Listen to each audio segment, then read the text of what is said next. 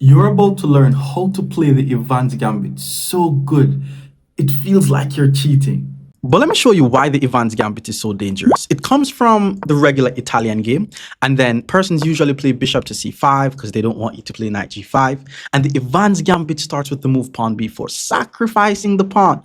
Because if the bishop takes, we're going to play pawn c3. And then once the bishop moves, it doesn't really matter where the bishop goes. It could go to a5, c5, d6, e7. We're still going to play the move pawn to d4. And then once they take the pawn, we're not going to take the pawn back immediately. We're just going to get the king castled. Here's how dangerous this line is. If they take on c3, first trap off the EVANS Gambit. Because you take on f7, the king takes on f7, the bishop on c5 is unprotected. You check. I mean, if they play king to e8, you can also check on h5. Once they block with the check, you take on c5 and their king will just never see safety ever again.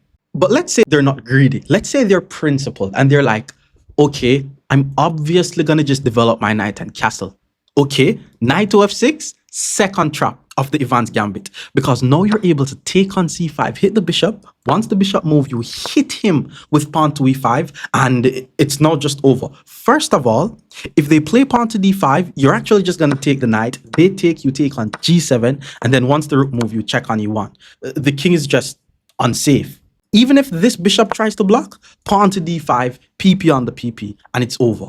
But even if they don't play d5 and then they play knight to g4, third trap off the EVANS Gambit. Because now you take on f7, the king takes on f7, the knight is unprotected, so you play knight g5, this covered check on the king. Once the king moves, you grab the knight, the king is not safe, you will win this game. Okay, but what if they put the knight on e4?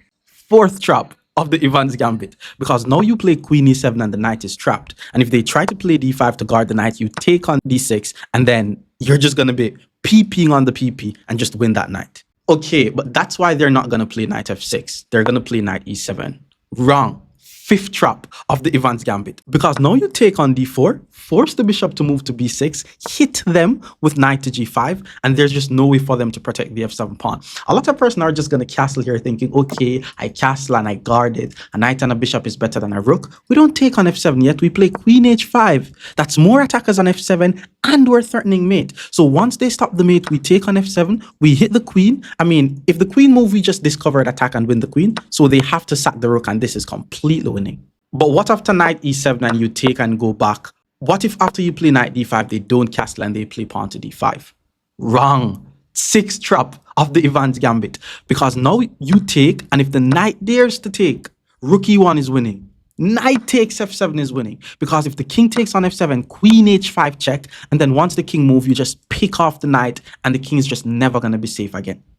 And that's why after pawn c3, a lot of persons play bishop back to a5, but we already spoke about this. Just play pawn to d4, and if they take, we castle. If they think they're smart and they play pawn to d6, I like to just take on d6. Because if they play knight takes e5, that's the seventh trap of the EVANS Gambit. Because now you take the knight, and if they take back, you don't trade the queens. You take on f7 with check. And if the king takes on f7, you win the queen. And if the king goes to e7, you check on a3 first, forcing the king to move away. Then you win the queen. You're about to learn everything there is about the EVANS Gambit. If you watch the full video and then really apply what I teach, your ratings will go through the roof. Kicking things off in the 500 region, today I'm going to be showing you guys the EVANS Gambit. Very aggressive. It starts with knight to f3, hit the pawn, and it will be coming from an Italian game. Now, whenever they play knight f6, that's actually something that I'm going to be showing you guys on another video. But when they play bishop c5, we hit them with pawn to b4, and this is called the EVANS Gambit. Well, knight takes b4. Knight takes b4 I haven't really seen a lot. Usually they play bishop takes b4. But, I mean, usually whenever they move the knight away, that's a free pawn on e5. But don't get too greedy, because for one, bishop to d4 could be a fork. But then queen to g5 is even dangerous. So let's just continue with the idea of playing pawn c3 followed by pawn d4. And remember what we said.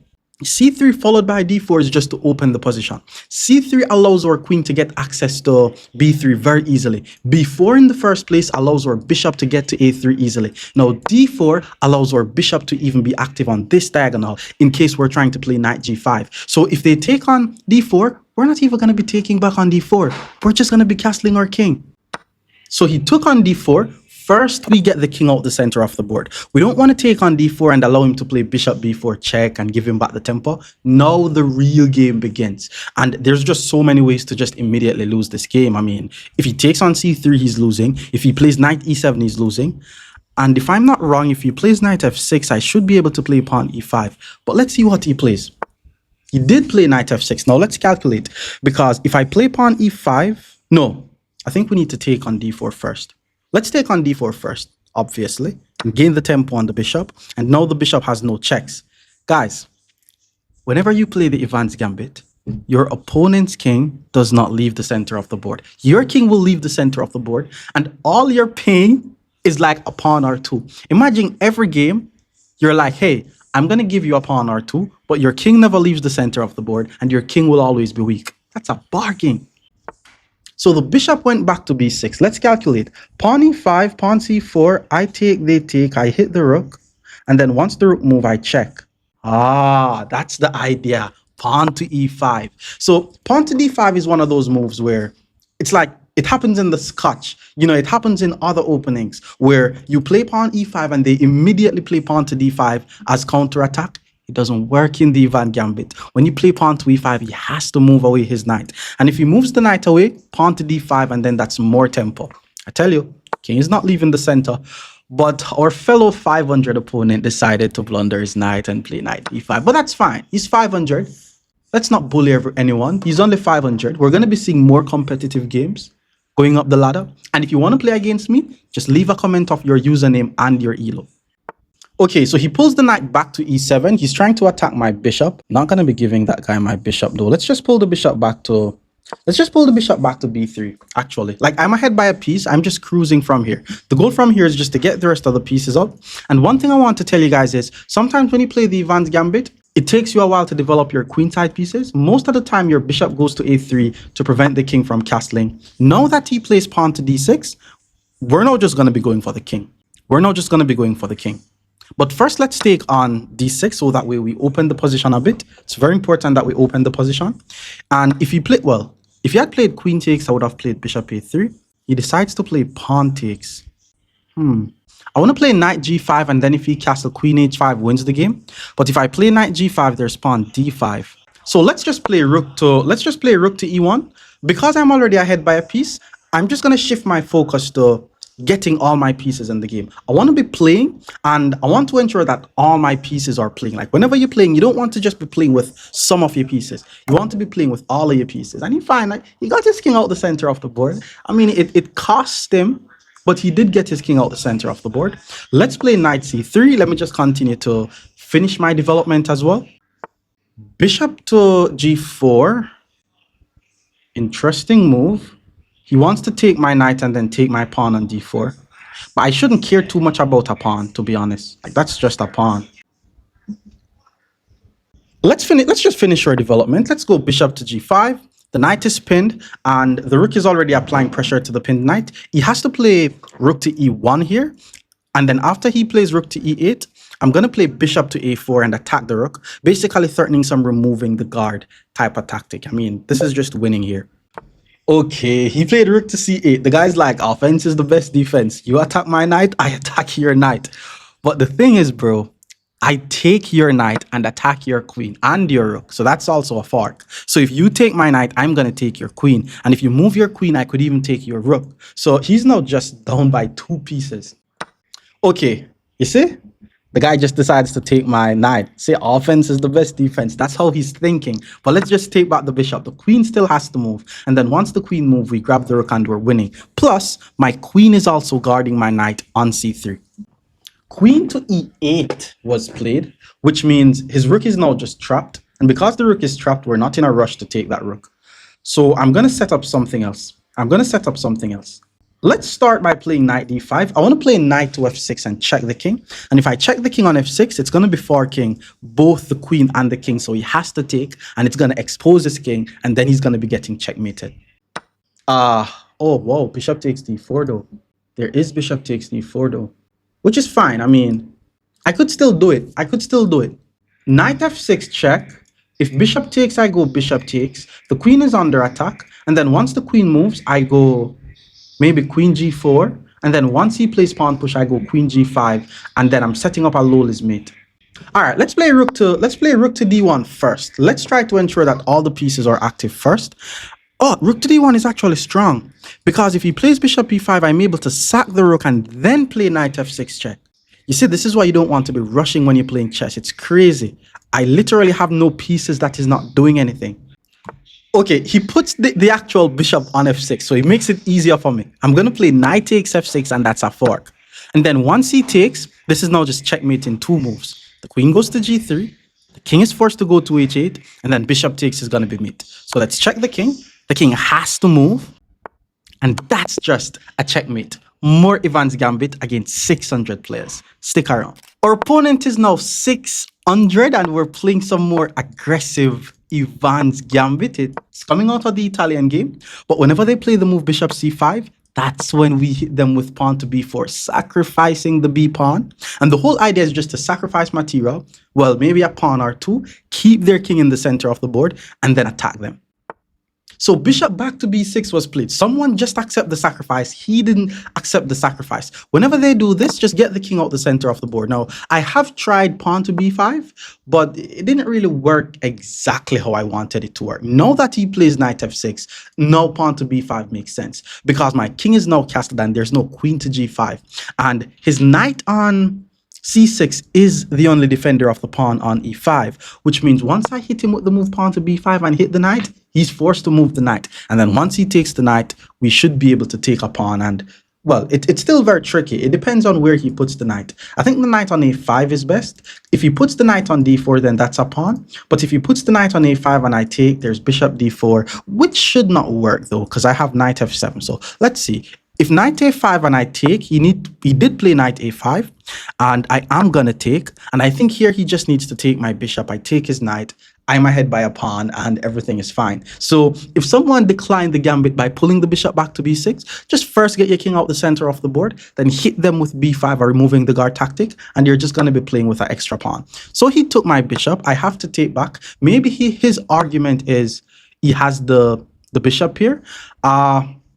Knight takes e4 should not be good for black. It just shouldn't. It just shouldn't. Okay, first of all, what is rook e1? Rook e1, he takes on f2. So do we take first? Yeah, this is just a free knight. If I want to go rook e1 and pin the knight, but if I play rook e1, it's a drawback blunder and you take on f2. So first we're going to be taking on b3. I have to be careful about this diagonal pointing towards my rook. I was just thinking about rook e1 and then queen f6. But if I play rook e1 now, I attack the knight. Oh, it's actually tricky. It's still very tricky, because pawn to d5, pawn to d3, there is queen to f6 though. Okay, I should still be winning the knight. That's the thing. Pawn to d3, this is just pp on the pp. Okay, he needed to play queen f6, hit the rook, hit f2, pawn c3, queen f2, king h1, and then I would take. But castling the king that early, it just allows me to take his knight, and I just have no issues anymore in my position. I'm just ahead by a piece. This is what happens when they decline the sack. And if you guys have heard me talking, you should know that the best way to refute a sacrifice is by accepting it. Now he took on e4, and I just need to finish my development. If I takes, then I'm going to be getting checkmated. So I'm not going to take and allow his rook to get the open file. So let's just play, let's just play knight c3 and then attack the pawn on e4. I'm ahead by 2 points. He needs to guard the pawn. Eventually, I should be able to just trade and win this game. Bishop f5 also works. I need to finish my development. So let's go bishop to f4. Just finishing my development, playing ahead by a piece. Okay, rook to e8 was played. He's getting his rook in the game. And I'm thinking of playing knight d5 to apply pressure to c7 here. Knight d5, rook c7. Knight c7, and if queen takes, I'm winning. So let's play knight d5 here. That's 2 pieces attacking c7. He only has 1 piece guarding it, and it doesn't make sense he pushes, because knight c7 is going to be a check. And if he thinks he's able to play rook c8 and guard the pawn, I'm still going to take, because eventually I'm going to trade the queens off the board and take back his rook. So he did play rook to c8, and that's what we looked on. we're still going to be taking on c7 because the queens are attacking each other. So once he plays rook takes c7, I'm not going to take on c7 and give him my bishop. I'm going to first trade the queens off the board. And then once he takes back, we take the rook. And if you look on the position, white is now just ahead by an entire rook. So he take, let's grab the rook, hit his rook, attack the pawn. And now he plays rook to d7, attacking my bishop. But here's the funny thing. His back rank is weak. So if I just play rook to d1, bringing my last piece in the game, this is just me forcing the rooks off the board because he's not able to take on c7 due to his back rank. And if he takes on d1 and I take on d1, then I'm just trading the pieces. So he decides to play g6. Let's just trade the queens. That's what we want to do. And now I'm going to attack the bishop. I'm trying to set up some checkmate here. Like once the bishop move, I go bishop e5, and I want rook to d8 to be mate. So he attacks my rook, and because my bishop covers the g7 square, that's just a checkmate. But more EVANS Gambit against 700 players. Stick around. Our opponent is now 700. And I'm still going to be teaching you guys the EVANS Gambit. And as I have been talking about, the EVANS Gambit comes from the Italian game, and they choose to play bishop c5 instead of playing knight f6. And that's where you play the move, pawn to b4. Now, pawn to b4 hits the bishop. It's a sacrifice. So the best way to refute a sacrifice is by accepting it. Sometimes they're just not going to accept the sack because they think you have something up your sleeve. And then you just use the time to castle your king and then just play with the same ideas. But this one accepts the sack, so we play pawn to c3, hit the bishop. Bishop goes back to c5. We still play pawn to d4 to hit the bishop again. And hear me out. Once they take on d4, we don't take back on d4. Even though we attack the bishop, if we take on d4, he checks and he kind of gets back the tempo. So we're going to use the time to castle the king. That's the whole idea. You play b4, c3, d4, so that way you can castle your king as quickly as possible. And all they're doing is either move their bishop more than once, or they're using their pawn that they has already moved and move it again. And then taking the third pawn is always bad. It's always bad to take the third pawn, and we should know about these ideas from what we learned in the Scotch opening, where once this bishop on c5 is unprotected, we're able to sack the bishop, play queen d5, and then take on c5. And by the way, we're not able to play immediate queen d5 trying to win the bishop and threaten mate, because he's just going to use the queen, guard the mate, and defend the bishop. So let's now take on f7. Now, even though I take on f7, I still want you to keep in mind that it doesn't mean that we're all off. Well, I could say I'm winning because his king is no longer castled, but we have to ensure that we're able to get back the material. But don't play the EVANS Gambit in order to get back the material that you sacrifice. You should be able to know how to evaluate the position. For example, if you're down by a pawn or two pawn, his king is not castled. Nobody's king gets castled when you play the EVANS Gambit against them.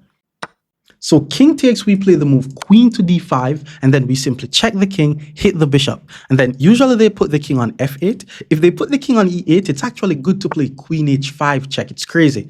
The purpose of queen to h5 check is so that way they play pawn to g6. And then because we're about to capture their dark squared bishop, forcing them to play pawn to g6 weakens the dark squares for them. So then we're going to be taking on c5, and eventually once we put our bishop on this diagonal, they're just going to be in so much trouble.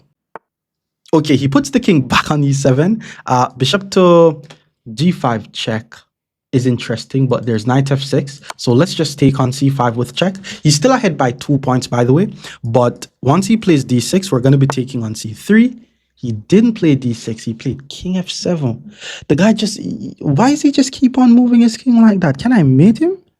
Okay, there's knight g5 check, right? If knight g5 check, the king is just going to move. I don't have anything. Let's just play knight takes c3. Let's get more pieces in the game. Now he's only ahead by 1 point, but this is more than enough compensation. If you're down by a pawn, but your king is safe and the opponent's king is not safe, and the opponent's king is not able to get castled, that's a bargain, bro. Now we play knight f6. We're like, okay, he puts the knight on f6. I know he doesn't want to move the same piece more than once in the opening. But what are we going to do? We're going to play pawn to e5. We're going to force him to move the same piece more than once in the opening. We're basically forcing the opponent to break opening principles. Well, I mean, he decides to gift me the knight instead of moving away his knight. So, I mean, I'll take it. That's just a free knight. The king now has to move. King has to go somewhere. Look on all my pieces. This is what happens when you play the EVANS Gambit. Every one of your pieces are doing something. Your king is just tucked away very safely. It will cost you a pawn. but you will mate their king in return. Okay, king to g8 was played. Okay, okay. I wish queen to c4 was a check, and then after the king move, I mate. But if queen to c4, he's going to play pawn to d5. With that being said, let's just finish our development. Let's just play bishop to g5, pinning the knight to the queen, pawn to d6. I mean, it's not a fork, right? It's not a fork because there's ways to get out of this fork. So for example, now that he plays d6, now I'm going to play queen to c4 and check the king, which means he has to play d5 and then my knight is no longer going to be under attack. However, if he thinks he's being slick and then moves his king to f8, then queen f7 is going to be a checkmate. Just remember, if you're an Italian game player who plays the EVANS gambit and you play these aggressive line, the f7 pawn, the f7 square, that's where you're going to be winning the games from. Okay, now that he does this, knight takes should not work because of queen takes. What if I play rook to d1, sack the queen, take his queen, and that's going to be a checkmate. So let's actually play rook to d1. He's not able to take my queen. If he takes my queen, he's mated. That's nice. Guys, look on all my pieces. All my pieces are active. His king is not doing anything. Okay, he saw that. He played pawn c6. Knight takes shouldn't work, right? Okay, knight takes is very interesting. I like knight takes. It's probably a brilliant move. Knight takes hit the queen. Pawn takes, queen takes hit the rook. Now, if the rook moves, knight takes applies pressure to the pinned knight, and it opens up my rook to his queen. Let's sacrifice even more material. And for the persons who are afraid to sacrifice material, this is how you need to think about it. How many pieces do I have that is doing something? Because my rook on f1 is not doing anything. I have 4 pieces that is doing something. How many pieces does he have that is doing something? Coupled with the fact that his king is unsafe. Knight is pinned, king is unsafe, rook is not doing anything, bishop is not developed, rook has not yet moved. Like, what's happening? Bishop to g4, very interesting, very interesting. Because now he's basically trying to gain the tempo on my rook. He's trying to get back the tempo. What if I don't move the rook and I take on d5 instead? And then if he takes my rook, I take with check. And then if he... Nah, let's not do all of that. Let's just play f3. Let's just attack the bishop. Oops. Okay, rook to c8. This guy's 700. Oh my god. Rook to c8. Offense is the best defense, bro.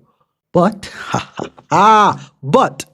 why move the queen when offense is in fact the best defense? Instead, because if I move the queen, I lose my knight. What if I take on f6? If he takes my queen, I take his queen. Oh, but then he takes my knight. But it means I don't lose any material. And then I'm going to take his bishop. And if he decides to take my bishop, it was actually a removing the guard tactic. Because now his d5 pawn is hanging. Now I take on d5 with check. Once the queen takes, we take back on d5. And just like that, I'm ahead by a pawn, hitting the bishop, and I'm attacking another unprotected pawn. Oh, and I'm also threatening a fork, which means this is GG's. I mean, the guy, he defend well, though. I mean, he defend well. This is hanging. That's me. This is hanging. Look on this rook. Never seen the light of day. Okay, so the bishop goes back to e6. I could take a free pawn, but let's go knight e7. That's just a fork. King has to move. We grab the rook and... okay, his rook is finally going to be doing something. Now once he moves his king, we take on c7. And this should just be an endgame that, you know, shouldn't be too hard for me to convert. The guy took with the bishop. So he purposely doesn't want his rook to participate. That's crazy. Let's play rook to c1. I'm trying to get my rook on the 7th rank because we know rooks on the 7th is in heaven. And it will also attack his unprotected pawn on e7. Okay, so he moves the king. Okay, let me give a check first. I just want my king to be doing my rook to be doing something. And then once he moves his king, let's play pawn to g4. Let's check again. He has to be careful. Like, for example, if he puts his king on f4, he could be getting checkmated. So it's best if he just moves back with his king, which is what he did. Now we play rook to c7 because rook on the 7 is in heaven. And then the goal is to put both of the rooks on the 7th and then rook to g7 could lead to a checkmate. Whoa, but he decides to play bishop e6, bro. As just a free bishop. Now it's over. Which is why he resigned. More EVANS Gambit against 800 level players. Stick around. Our opponent is now 800 and we're still going to be playing some EVANS Gambit. Now, it comes from an Italian game. Pawn to e5, we hit the pawn, they guard it, we play bishop c4. And after bishop c5, we hit them with pawn to b4. And this is the EVANS Gambit. The whole idea is we're trying to gain as much tempo on them. And usually they're going to accept the sacrifice. When they do accept the sacrifice, we play the move pawn c3. Now, the EVANS Gambit is something that you can learn on chessreps.com. But once he pulls the bishop back, we're actually still going to play the move pawn to d4. And yes, if they take on d4, we're not able to take back. But our whole idea is to open so much lines pointing towards the opponent's king. He could lose the game even in the opening. Okay, pawn to d6 was played. He didn't take the pawn, but he has to be very careful here. Okay, here's what I'm going to do. Wait, I think this is losing. No, it's not losing. I was thinking about playing pawn d5, and then when the knight move, I play queen a4 to check the king and attack the bishop. But he's able to play pawn c6, and the queen guards the knight. So let's just take on e5 because we're playing the EVANS Gambit where we're trying to open the position. Because the more the position is open, the easier it is going to be for us to target the opponent's weakness. And this pawn on f7, I'm always trying to target the pawn on f7. So if he plays knight takes is actually one of the worst ones to play because there's a very nice tactic where we can just take the knight, sack the bishop, and then just win the queen. So he did take with the knight, and what you guys are about to witness is a very nice tactic that I just explained, where we first take the knight, and because the queens are going to be pointing towards each other, the king is the only defender of the queen, so we're going to hit him with bishop takes f7 check. And if the king takes on f7, we win the queen and we win the game. But what if the king doesn't take? He has to play something like king to e7, but that's when bishop to a3 comes in, and we force the king to move again. So 7 moves into the EVANS Gambit, and we're already going to be winning the opponent's queen. So he took the knight thinking, okay, fine, let's just trade queens and I'm going to give you back the pawn, but that's not the case. Remember what we spoke about. In order to find the best move, look for moves on the opponent's half of the board. These moves are usually your checks, your captures, and your threats. Bishop takes f7 check, removing the guard tactic, and white has already won the game. So he moves the king to e7, and this is what we spoke of. We still don't want to trade the queens. Bishop to g5 doesn't work here because he blocks with the knight. But that's why we play b4. That's why we play the EVANS Gambit. Because if we didn't play b4, the pawn would have still been on b2. Now we hit him with bishop to a3 check, and he's losing the queen. What is he gonna do? He has to move his king away, and we're gonna grab the queen. Unless he wants to block with the queen and give us the queen. So he finally decided to take the bishop. Now we take the queen, and this is just completely winning. The funny thing is, he's not able to develop the bishop because he loses this rook. He's not able to develop this knight because he's losing this rook. So he first decides to move his rook. Still not going to be able to move the bishop because he's going to lose the rook. So now I'm trying to think of some ways to checkmate his king. Now, queen to f8 is not mate. I'm not able to take because the bishop guards it. So, wait. We actually have another tactic. Hopefully you found the tactic because I just saw it. But we find these tactics by your ability to spot weaknesses in the opponent's position. This is what I talk about a lot. Whenever a king is exposed like this, that alone is one weakness. And we're now looking for other weaknesses like unprotected pieces. So if the king is exposed and the bishop is unprotected, we're able to hit him with queen to d5, hitting the king, hitting the unprotected bishop. Now we're winning even more material. He blocks with the bishop. Now we just take another bishop, and now we're ahead by 9 points. But the opponent resigns. More EVANS Gambit against 900 rated players. Stick around. Our opponent is now 900, and we're playing some more EVANS Gambit. So e5, let's just hit the pawn. Let's just get to the Italian game first. That's what we spoke of. Knight c6, we are now in the Italian game, but the whole point of this video is to teach you guys the EVANS Gambit. So knight f6 we're going to be looking at in a completely different video, but bishop to c5 is when we're going to hit them with b4, and that's the EVANS Gambit. Because now they have options, like they could actually decline the gambit, and then I've learned that it's actually best to just castle here instead of playing b5. Like I thought playing b5, hit the knight, force the knight to move was good, but this guy decides to accept the gambit. So let's play the move pawn c3, hit the bishop, force the bishop to move, and our next move is going to be pawn to d4. So bishop went back to a5, we play pawn d4. And the point is not to take back the pawn, because we're actually not going to be able to take back the pawn. The EVANS Gambit, you can learn it on chessreps.com. Once they take the pawn, again, we just can't take the pawn. It's not possible. But now we castle the king. We're now down by 2 pawns. What do we get for being down by 2 pawns? Our king is castled. His king is still in the center of the board. We have 2 pieces that is developed and controlling the center.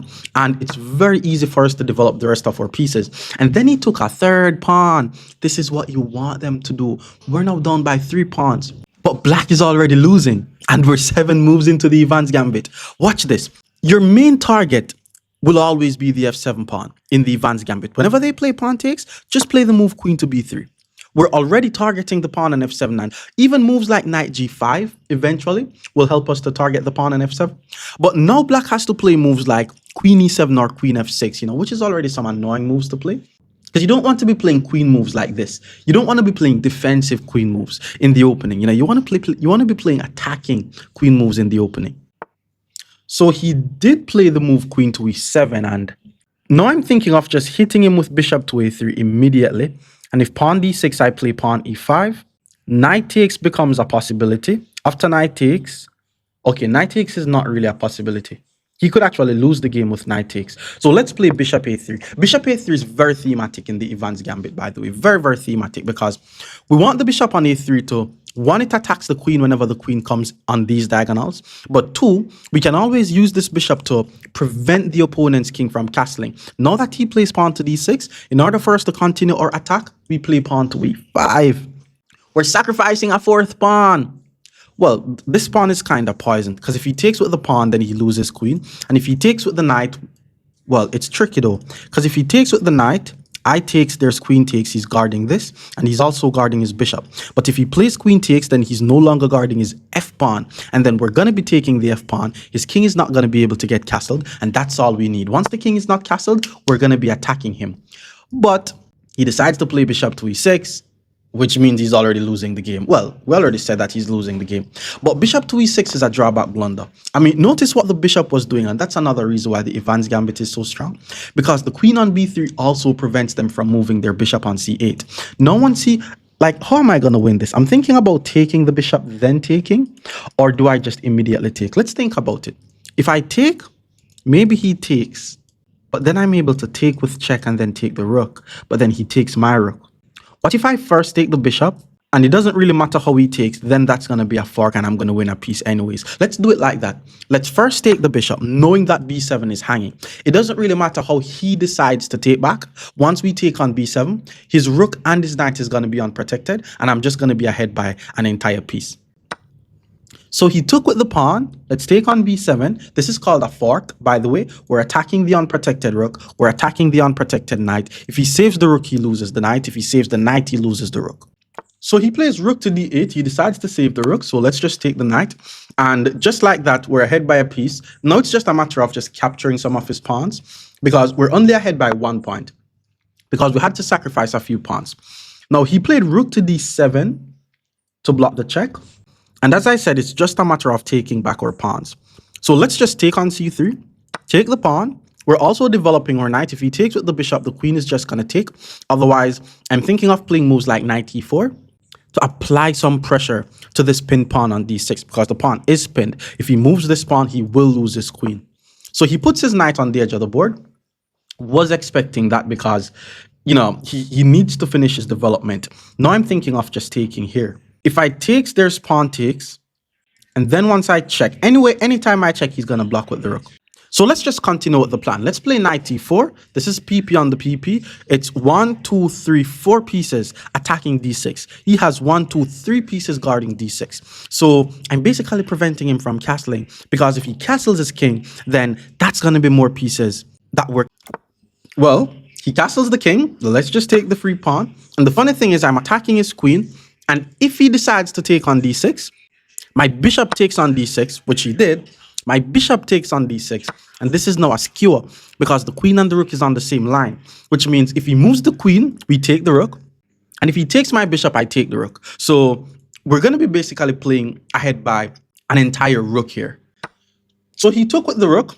Let's just take back. Taking with the queen there would have been perfectly fine, by the way, because I'm ahead in material, and once you're ahead in material, the goal is to start trading the pieces. Now, bishop back to c7 is attacking my knight. He's attacking my knight twice. I'm only guarding my knight once, but because my rooks aren't doing anything anyways, let's just play rook to d1. Let's bring the rook in the game and protect the knight at the same time. Knight f5. Now he's adding even more attackers to my knight. But guess what? I'm just going to take the knight. Why? I'm trying to trade. And I'm also noticing that the queen and the bishop is sitting on the same line like this. So how is he going to recapture my knight? Because my next move will be rook to d7. And that's going to be another fork. So he took with the pawn, and because the bishop and the queen is on the same line, and I'm already attacking the bishop once, we're going to play the move rook to d7, hitting the queen, applying even more attackers to the bishop, which means, we're not going to be ahead by 8 points. Like, this is now GG's. Oh, you see, now I know what he's doing. I know what he's doing.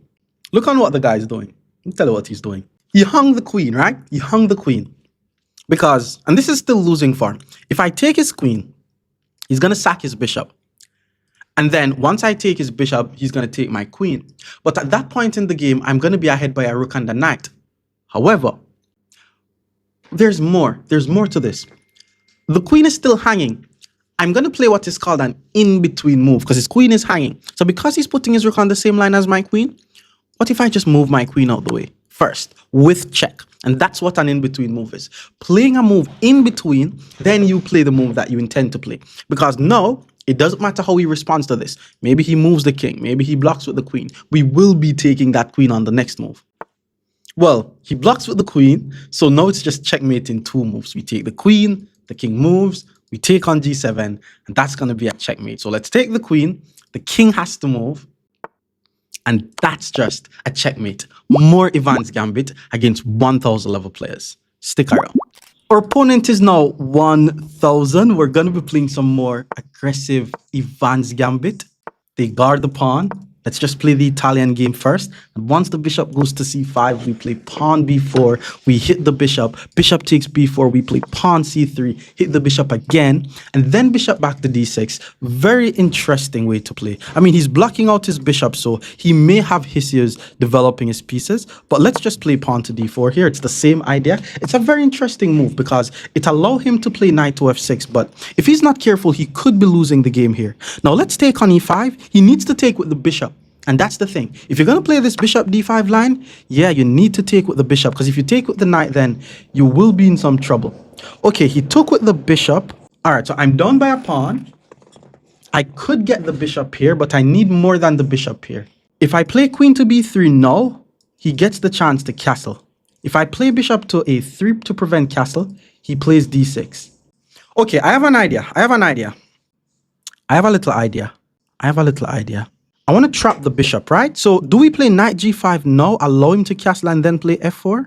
Because if the bishop goes back, that's a fork. Or do we play bishop a3, prevent him from castling, let him play d6, hit him with knight g5, threaten f7, and then once he castles, we trap the bishop. That's what we're going to do. Let's play bishop a3. Bishop to a3, prevent him from castling. And if he plays d6 thinking, oh, I just need to play d6, and then I'm going to castle my king on the next move, which is what he does. Now we play knight g5. Oh my God, but f4 is not possible. Whoopsies. Okay, f4 is not possible. What was I thinking?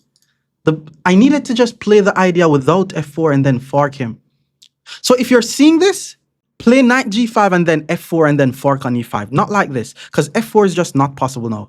And I don't think I'm better here anymore, to be honest. I think that mistake is kind of trivial. Let's get the king out the center of the board. And then once he plays pawn h6, if I pull my knight back, I'm also losing my pawn on e4. So I may have to sacrifice my knight and the bishop for a rook, which is never what you want to do, ever. Okay, now he's ahead by 3 points. It's going to be 2. He's going to be ahead by 2 points. Oh. But now f4 is possible and his bishop is going to get trapped. Damn, am I just lucky? Okay, let's think about it. Do we take the rook, then play f4, or do we play f4? If we play f4, maybe he plays d5. We take on d5, hit the knight, knight a5. Yeah, that's kind of tricky. Yeah, let's just take the rook first, and then we play f4. So we're currently down by 1 point. Now we play f4, and the bishop is trapped. I'm not going to lie, though. I still don't recommend you guys play it like this. I think it's best to... Let me show you. Here, I think it's best to just go knight g5, let him castle, then go f4, and once the bishop move, you fork. And then maybe he plays something like, well, if rook e1, then he's losing f7. So yeah, that's how I want you to play. Don't do this bishop a3 thing, because I almost messed it up. Okay, bishop g4 I was expecting. I mean, he has to attack. The bishop will always be trapped though, so let's just move the queen, guard the e-pawn. Bishop is still trapped. We're going to take it. We're also not in a rush to take that bishop. Maybe he's going to take on f4 and we're going to take back. But eventually, we're just going to be ahead in material. Okay, so he decides to sack the bishop. So let's just take. All of a sudden, we're now ahead in material by 1 point. And I need to just develop my bishop. Now, what's the count? I have 2 rooks and 2 minor pieces and a queen. He has 1 rook, but 3 minor pieces on a queen. So it's still very tricky. It's still very, very tricky. Okay, let's do the math. Rook equal rook. Knight equal knight, bishop equal bishop. Oh, so I'm ahead by an exchange. Okay, that's fair enough. I'll take that. I mean, I could check and pick up this pawn, by the way, but I need to focus on my development here. So let's play knight d2, finish our development, maybe even rook to f1, and then we can try to check and then pick up that pawn, because his king is still not safe. Okay, the knight went back to g6. My rook is clearly under attack. Let's just pull the rook back to f2, so that way we can always try to double up on the f-file and target this knight. He needs to find a way to get his king to safety. If the opponent at any time has any possible checks on your king, then your king is weak. And because the pawn is weak, that's already a tactic. I'm just not greedy. I just want to finish my development first. And then he puts the knight back on e5. Guy's just wasting time at this point. Okay, first let's play rook to f1 and double up on the f-file. We're going to double up on the f-file. And now that I could confidently say every single one of my pieces are doing something, then we could start getting greedy and taking material. Queen to d7, okay. Still didn't help anything. Unprotected pawn, exposed king, queen b3 check, force the king to move, grab the pawn. And he's also not going to be able to gain any tempo on my queen or anything. I'm going to be gaining a tempo on his rook. So he blocks with the bishop to hit the queen. Let's just take the free pawn, hit the rook. I'm now ahead by 2 whole points. And then he plays rook to c8, and guess what I'm going to do? That's another pawn. Like, I'm not seeing... First of all, I don't want you guys to call me greedy because I'm taking these pawns. We're not the same. You take pawns when your king is still in the center of the board. You take pawns when all your pieces are not active. I start taking pawns when I think all my pieces are doing something. So don't be calling me greedy. Knight to d3 hits the rook. Decent. Let's play rook to f3. Hit back the knight. I think he's going to go back to e5 and hit back the rook. And if I go back to f2, he goes back to d2. And then he's going to be like, okay, bro, I'll take a draw any day. So we can't go back to f2 with the rook. Let's try g3, applying pressure on g7. And then I'm going to try to get my queen in the game. Okay, bishop takes a2. The guy's now grabbing material. The bishop is on the same line as my queen though. So do we have any discovered attacks? For example, just taking on d6. And then if he takes with the queen, we take on a2 with check. If he takes with the pawn, we take on a2 with check. And if he doesn't take the bishop, I take his bishop. And if he moves his bishop, I take his knight. This is called a discovered attack, guys. Let's just take on d6. Okay, he took with the pawn. Now we take the bishop with check. We're still ahead by 3 points, which means, okay, I would fancy an endgame here. He moves the knight. I'm trying to find ways to apply pressure to this pinned knight, but I just can't. Knight f3, I like. Knight f3, I like. Because I want to trade, right? Let's go knight f3.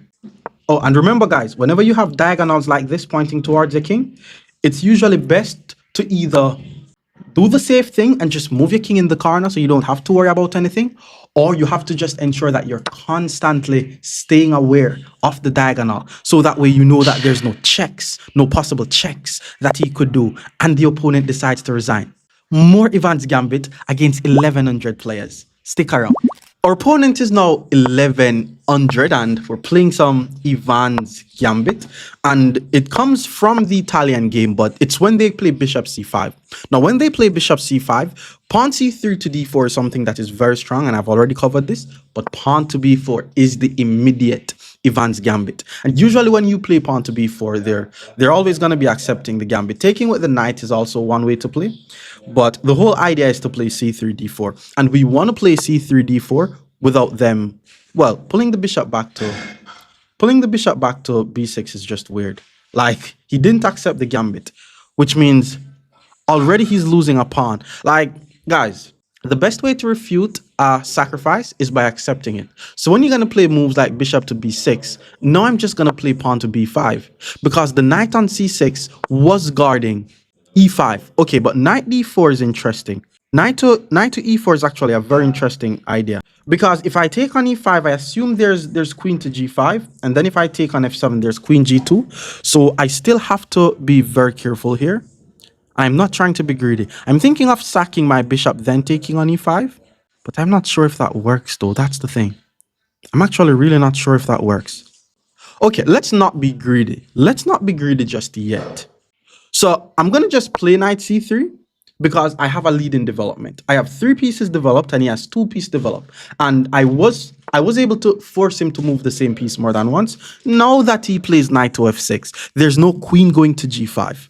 That's the thing, which means now I could get greedy and take the pawn on e5. And I'm assuming he's just going to castle his king because taking the pawn on e5 means I have 2 pieces attacking f7 and he only has 1 piece guarding f7. You know, pawn to d5 is also a move. But once he castles his king, I'm going to castle my king and we're just going to be playing ahead by a pawn. So whenever someone sacrifices something against you, it's never a wise decision saying, okay, I'm not going to accept this sacrifice because, you know, they could have something up their sleeve. It's usually best to accept the sack and then try to consolidate. Because even in the EVANS gambit, there has to be a way to just play against it where you're just ahead by a pawn. But it's a very hard move to find. So he castled his king. I'm also just going to castle my king, and then from here, we're playing ahead by a pawn. So pawn to d6 was played. My knight is under attack. Let's just pull the knight back. And bishop to g4 is actually a very nice move. Now it kind of feels as if black is gaining a lead in development. He's pinning my knight. He's applying pressure to the knight. But because I did not play pawn to d3, I can get away with playing bishop to e2. So now he's not going to like destroy my king side. And, you know, the best he could do is just take my bishop and said, okay, I'm down by a pawn, but at least I have the bishop here, you know. But he didn't do that. He played rook to e1, and this is actually a blunder. So 10 moves into the EVANS gambit, and okay, we're already ahead by a pawn, but we're about to win a piece. And this is also a pattern that I know. I know about this pattern, and persons blunder due to this pattern a lot in these Italian type positions, EVANS gambit type positions. And look on this, my fellow viewers. We basically have a battery pointing towards his bishop, which is only guarded once. So what I'm going to do is I'm just going to take the knight and I'm winning a piece. Because if I take the knight and he decides to take back the knight, I have 2 pieces attacking his bishop. I'm going to take his bishop, he takes back my bishop, and then I take his knight. We're winning a piece. But what if I take his knight and he decides to take my bishop first? If that's the case, once I take his knight and he takes my bishop, I'm just going to use the same knight to take back the bishop. So let's just take the knight here, and this is not just winning. For what? So he took with the bishop, and again, I'm not gonna like take with the queen and allow him to take my knight. I could also take with this knight and guard the knight, but let's just take back with the same knight, and that's usually how it goes. You take with the knight, you take back with the same knight, and just like that, we're completely winning. Now he could take on e4, which is what he did, you know, just trying to get back 1 pawn, but we're ahead in material here. We're trying to trade. So let's just take the knight on e4, and then once the rook takes, I'm going to play the move knight to g3 to gain a tempo on the rook. And then I'm thinking about playing bishop to b2 to put my bishop on this very nice diagonal. And then I'm just going to start attacking his king. But right now, we're just winning. Rook back to e5 is a nice move because he is attacking my unprotected pawn. Now, this is one of those cases where, you know, even though he's losing, he's like, I have to move my rook away. And whenever you have to move one of your pieces away, you want to ensure that you at least attack something so that way you kind of take back the initiative. Because now if I play bishop b2, he hits my bishop. So I kind of have to play a5 to guard my pawn. The thing is though, in some cases, I'm also threatening to trap his bishop. So it's still one of those offenses, the best defense type of moment. If he's not careful, thinking I'm just trying to guard my pawn, he could be losing another piece. Okay, queen to f6 was played. Very interesting move, my fellow viewers, but it's lost. It's losing another piece. I mean, if you're able to find this, then, you know, that's good. Actually, no. Wait, is this losing? Yeah, it's losing.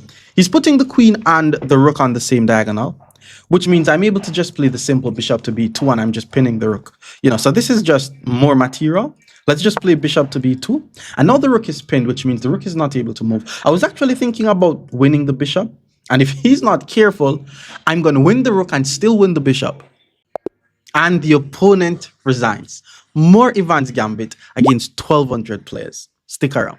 Our opponent is now 1,200. More Evans Gambit coming your way. First, we have to play the Italian game, and once they play bishop c5, we hit them with pawn to b4, sacrifice the pawn in the Evans Gambit. Super, super aggressive. Now, every 2 out of 10 persons are going to decline the Gambit, and if they decline the Gambit, you're going to castle, play b5, and win a pawn. So this one decided to accept the Gambit. Let's play pawn c3, hit the bishop. Bishop has to move. And the whole idea is to play pawn d4 and then castle the king. Like, you're never going to play pawn d4 and then when they take, you immediately take back. You're going to play pawn d4, castle the king. Because the goal is to gain time and the initiative. So even though the bishop goes back to c5, you play pawn d4, hit the bishop. And then if they take on d4, that's when we get the king out the center of the board. And remember, if you want to play against me, drop your username and your elo so I can send you a message on ChessCon. Now, pawn to d6 was played. This is like that's a reasonable move, to be honest. I mean, just pawn to d6. I'm trying to find ways to keep his king in the center, preventing him from castling. Let's just take on d4. Now, once I take on d4, his bishop basically has to move.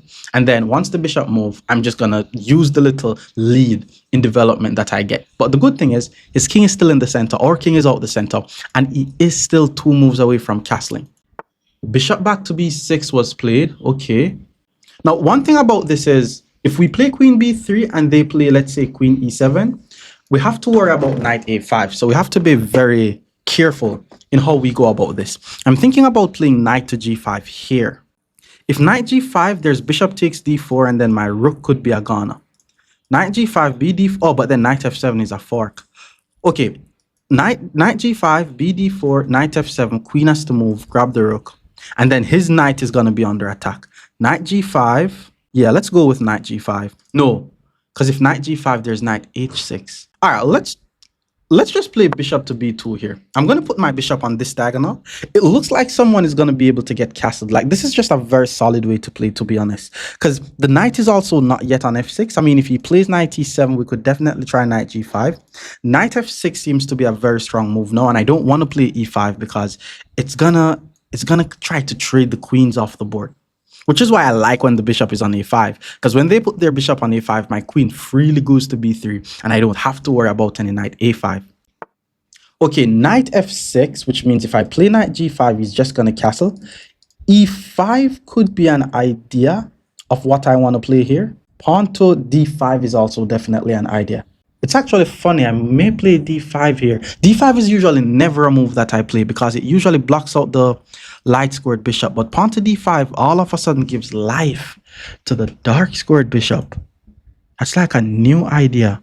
Okay, let's go for that. Let's play pawn to d5 here. Because you have to remember that we're down by a pawn, so we still have to attack. If we don't attack, the guy's just going to castle his king, develop his bishop, and we're just going to be down by a pawn. So he puts his knight on the edge of the board. I can live with that. I don't think I'm going to be able to trap the knight per se, but the knight is on the edge of the board and I can live with that. So we're not going to allow him to take our bishop. So let's just pull the bishop back to d3 and finish our development. And I'm going to say I'm ahead by a piece. I'm not ahead by a piece, but if the knight is on the edge of the board, it's not doing anything. It can't go anywhere. I'm ahead by a piece. Don't care what you want to say. So he needs to castle. He definitely needs to castle. I love this bishop on this diagonal, by the way. And I'm not sure if I want to play h3 to prevent bishop g4 or just play knight d2 and then when he plays bishop g4, I play h3. Let's see. I may just play h3 so that way it's just a hard game for him to play. And if the position is hard for him to play, then that's when the blunders are going to come. Well, why though? Why would someone move the bishop to c5? I don't understand. I really don't understand. Like, you have a king that needs to be castled. You have a bishop that needs to be developed. Why moving the same piece more than once? It's funny because the knight on a5 is unprotected. I'm not able to check and pick up the knight. Because if I check, there's pawn c6. Oh, maybe, he wants to play pawn b6, knight b7. He's scared. He's scared that the knight is on the edge of the board. All right. That's going to be wasting a lot of time if he goes for that, though. All right, let's play rook to e1. Let's play rook to e1. Let's put the rook on the same line as the... Haha, he castled. He castled. Okay, that's fine. All right, so with that being said, I want to target his h pawn. I like the idea of playing queen c2. Okay, let's play h3 first. I don't want his bishop to be able to be developed. Now, I'm down by a pawn. He managed to castle his king. Does it mean I'm losing? I don't think so. Why? I still have a lead in development, and my pieces are just better placed than his. So I'm going to play knight d2, queen c2. Okay, rook e8, was expecting that. Now I'm going to play knight d2, finishing my development. All my pieces are now developed. All my... Rook on a1 not doing anything. Queen on c1, d1 not doing anything. But apart from that, queen c2, rook c1, my pieces will be doing something. Pawn to c6, good move, good move. Takes, takes. Okay, now we hit him with queen c2. Now we hit him with queen c2. Notice how I'm pointing towards his h7 pawn. I'm x-raying his h7 pawn. So he has two attackers. I only have one defender. But if he takes, I takes, and knight takes, then he loses his h7 pawn. So he did take. We will take back. Now I have a battery pointing towards h7. The knight is the main defender of h7. So if he takes on d5, it's a drawback mistake. If he takes on e1, he's just helping my rook to get an open file. Like my position, knight on the edge of the board. We're chilling. Queen to b6 was played, and that has to be a blunder. Okay, fine, fine. He's targeting f2, fine. But his rooks aren't connected. First of all, if I take the rook, and then he plays knight takes, I takes on h7, and that's a pawn. If I try to take the knight first, however, he takes on f2, and I'm toast. With that being said, what should we play here? Maybe we need to just take on... Yeah, maybe we need to just take on e8 and then take on h7. I'm trying to see if there's a difference. Take on h7, king move. Let's just take on h7 first. I don't think there's a difference. It's a check. I mean, he's obviously not going to take because he's going to lose the game. So he has to play something like king to h8. And then I'm probably going to take his rook. I'm not sure if I should be worried about my f2 pawn or not right now. I mean, worst case scenario, I'm just going to guard it. And the fact that I got back my pawn means I'm winning. Remember how it works. In the EVANS gambit, if you didn't get back your pawn, the position is probably dropped because you still have a lead in development. If you have the lead in development and you got back your pawn, you're chilling, bro. So king f8 was played. Again, grab the knight. He takes and I'm toast. So let's take on e8 with check. And then he's going to play knight takes. And then once he plays knight takes, we need to defend our f-pawn. So he did play knight takes. And because offense is the best defense, we're going to be defending the f-pawn not by playing rook f1, but by playing knight e4, guarding the f-pawn and attacking his bishop. So my rook is not doing anything, his rook is not doing anything, but his bishop is not doing anything, his knight is not doing anything. He can't say that about my other pieces. And I could be playing rook b1 or rook e1 next move, and then all my pieces are going to be doing something. I'm chilling. Okay, he plays knight to c7. Knight to c7 applies pressure to my pawn on d5. If I takes, queen takes, takes, pawn takes, d6 doesn't do much. I mean, there is queen c3, which threatens mate on g7, though. And how is he going to be protecting his g7 pawn? Oh, well, just put the knight back on. Just put the knight back on e8. Simple. Okay, let's play rook to b1 then. Let's play rook to b1. Put the rook on the same line as the queen, which means we're threatening some discovered attacking ideas. So he may have to move his queen away here. And if he moves his queen away, the queen is one of the main defenders of the bishop. I'm attacking the bishop twice. He's only guarding it once. So playing something like queen a6 could run into takes, pawn takes, takes with check. And that could be leading to a checkmate. Queen a6 was played. That's like a drawback mistake. Kind of force him to do it though. Now we take the bishop. Once he takes, then we take. So even though his king managed to get castled, look at that. His king was castled and it walked right back on e8. And then he's going to be getting checkmated in the center. Not to mention that that's a free knight. But can we get more? Should we check his king? Nah, like if I check his king, he blocks with the knight anyways. So let's just first take the free knight and not rush. His king is still in the center. So we're still going to be playing moves like rook to e1 and just go for the king. Okay, that's just him giving up. He attacks my rook thinking, okay, rook is unprotected, but he also just blundered his queen in the process. He blundered his knight in the process. Ay, ay, ay. And he resigns. More EVANS Gambit against 1,300 players. Stick around. Our opponent is now 1300. Let's play some aggressive EVANS gambit, hailing from the Italian game. Pawn to b4, the EVANS gambit. Once the bishop takes, we play pawn c3, hit the bishop, and then we play pawn d4 and castle. Very simple. Bishop a5, we go pawn d4, and then when they take, we do not take back. We simply castle the king because the whole idea is to play aggressive chess. After d6, I like to just take on d6 because we're trying to open the center of the board. Knight takes d6 is an immediate blunder. Well, knight takes c5 is an immediate blunder. And pawn takes e5, I'll just play queen b3 and target the f7 pawn. I've seen persons play bishop to g4 here, but one thing for you guys to keep in mind is whenever the bishop goes to g4, b7 is unprotected, and once the queen goes to b3, f7 and b7 is going to be under attack. So he did play bishop g4, something that I've seen already. Now I'm going to play queen to b3, targeting f7, targeting b7, and most of the times, like, if you get this line, they're going to play queen to d7 and guard f7. And when they play queen to d7 guarding f7, just don't be too greedy taking on b7 too early, because rook to b8 and then they get the initiative. You want to keep the initiative. So after queen d7, first we sack on f7, then we take, because the rook and the knight is going to be unprotected. So queen to d7, we've seen this before, sacrifice the bishop on f7. Doesn't have to take, but if he doesn't take, we play e6, we hit the queen, very strong position. And then once the queen takes, now we take on b7, and we're basically attacking both the rook and the knight. Rook to b8 is the expected move, assuming he understands that the rook is more valuable than the knight. And then we just take the knight, and from here it's just a matter of playing some chess, because we're gonna have more material than the opponent. And if you play the EVANS gambit and you somehow equalize the position, you could have the slight advantage. If you have more material, you don't even have to start attacking anymore. Just consolidate. Okay, knight e7 I haven't seen before. I'm kind of worried that I'm going to get my queen trapped. I think it's a double rook sacrifice. This is very interesting. We're taking it though. A rook is a rook. That's one rook. Okay, he blocks with the bishop. I thought he was going to just play king up and then once I take, he take on g7. Why would you choose to save the rook, bro? I guess he thinks my queen is trapped, which... queen is trapped, but can you trap it? There's a difference. The queen is trapped, but can you trap it? And I'm ahead by 4 points. So how do we continue here? Because his plan is to just castle the king, move the bishop. So how do we continue here?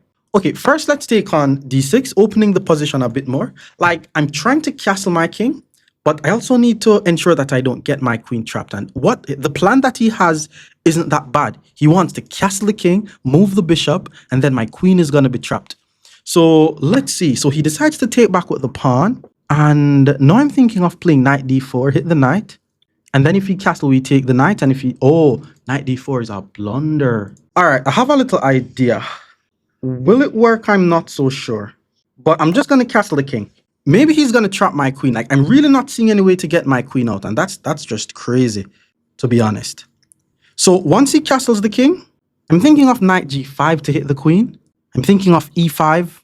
Okay, knight d4. Now I want to play knight d4. So if he castle, we go knight d4. Oh, but then he still goes bishop a6. Bishop a6 is the threat. There's nothing I could do to prevent bishop a6. Knight g5 hits the queen, but that's just it. He's just going to move the queen. All right, let's just play rook to d1. Bishop a6, we just sack the queen, take on d6, and we're going to be playing at equal position. But that's crazy, though. Like, this guy's so strong. I've played him so many times. He's represented the 1300 so many times. There was even one game when we played an Italian where I blundered my queen against him. So if he gets 2 wins, then that would be crazy. He played knight to g6. What the fruit juice, bro? You blundered the knight? Wasn't bishop a6 trapping my queen? Yo, this is crazy. Okay, that's a knight, bro. No, he has me scared because he's tricky. But let's just take the knight. That's crazy. Or maybe he thought he was losing. Okay, bishop to b7, expected. My queen is under attack. But because his bishop is unprotected, let's just attack his bishop. So that way we could gain some time on his bishop.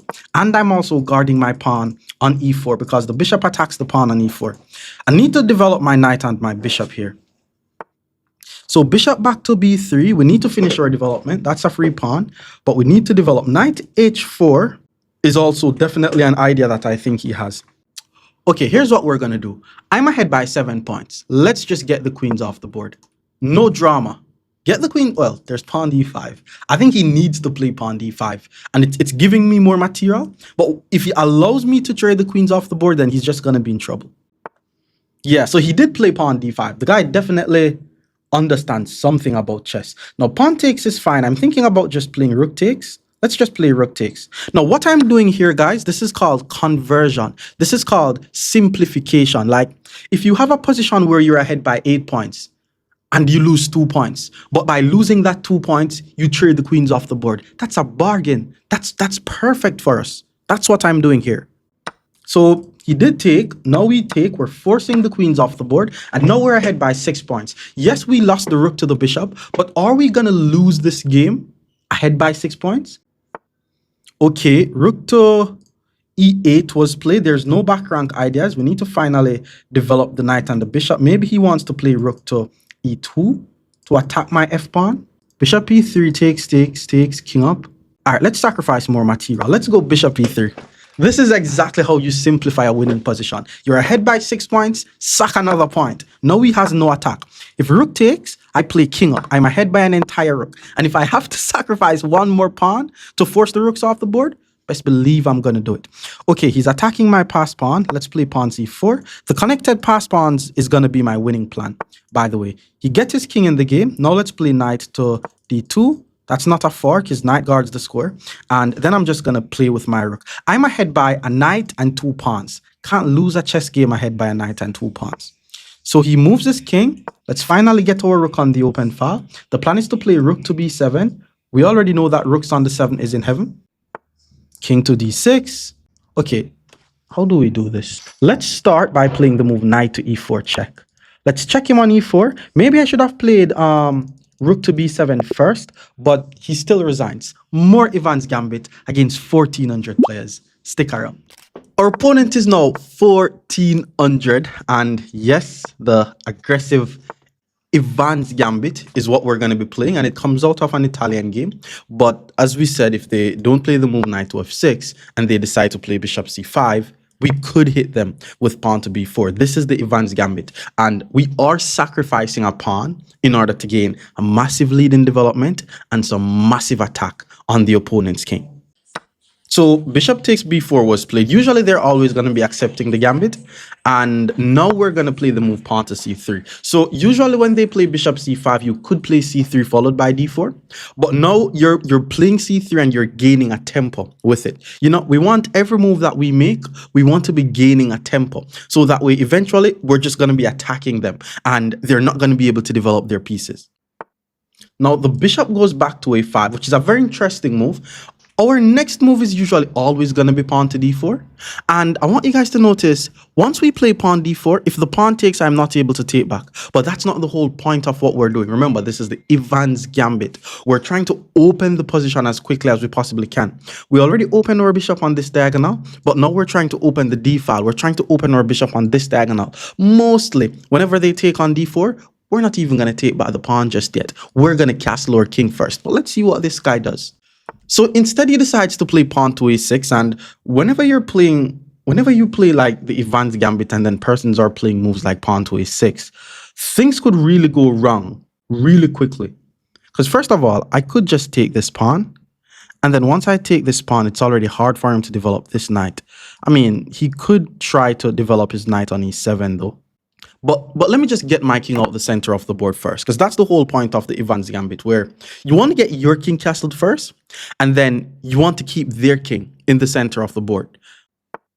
And then pawn to d6 was played. Very interesting move. Now, because we're trying to open the position as best as we can, I am going to be taking on e5. And keep in mind, we are down by a pawn, so we don't necessarily want to be trading the queens off the board. So if he decides to play pawn takes, we're not going to just trade the queens off the board, because then we're just going to be down by a pawn, or the position is going to be equal if we try to regain the pawn. So for example, if he takes with the pawn, well, he didn't even take back the pawn, which is weird.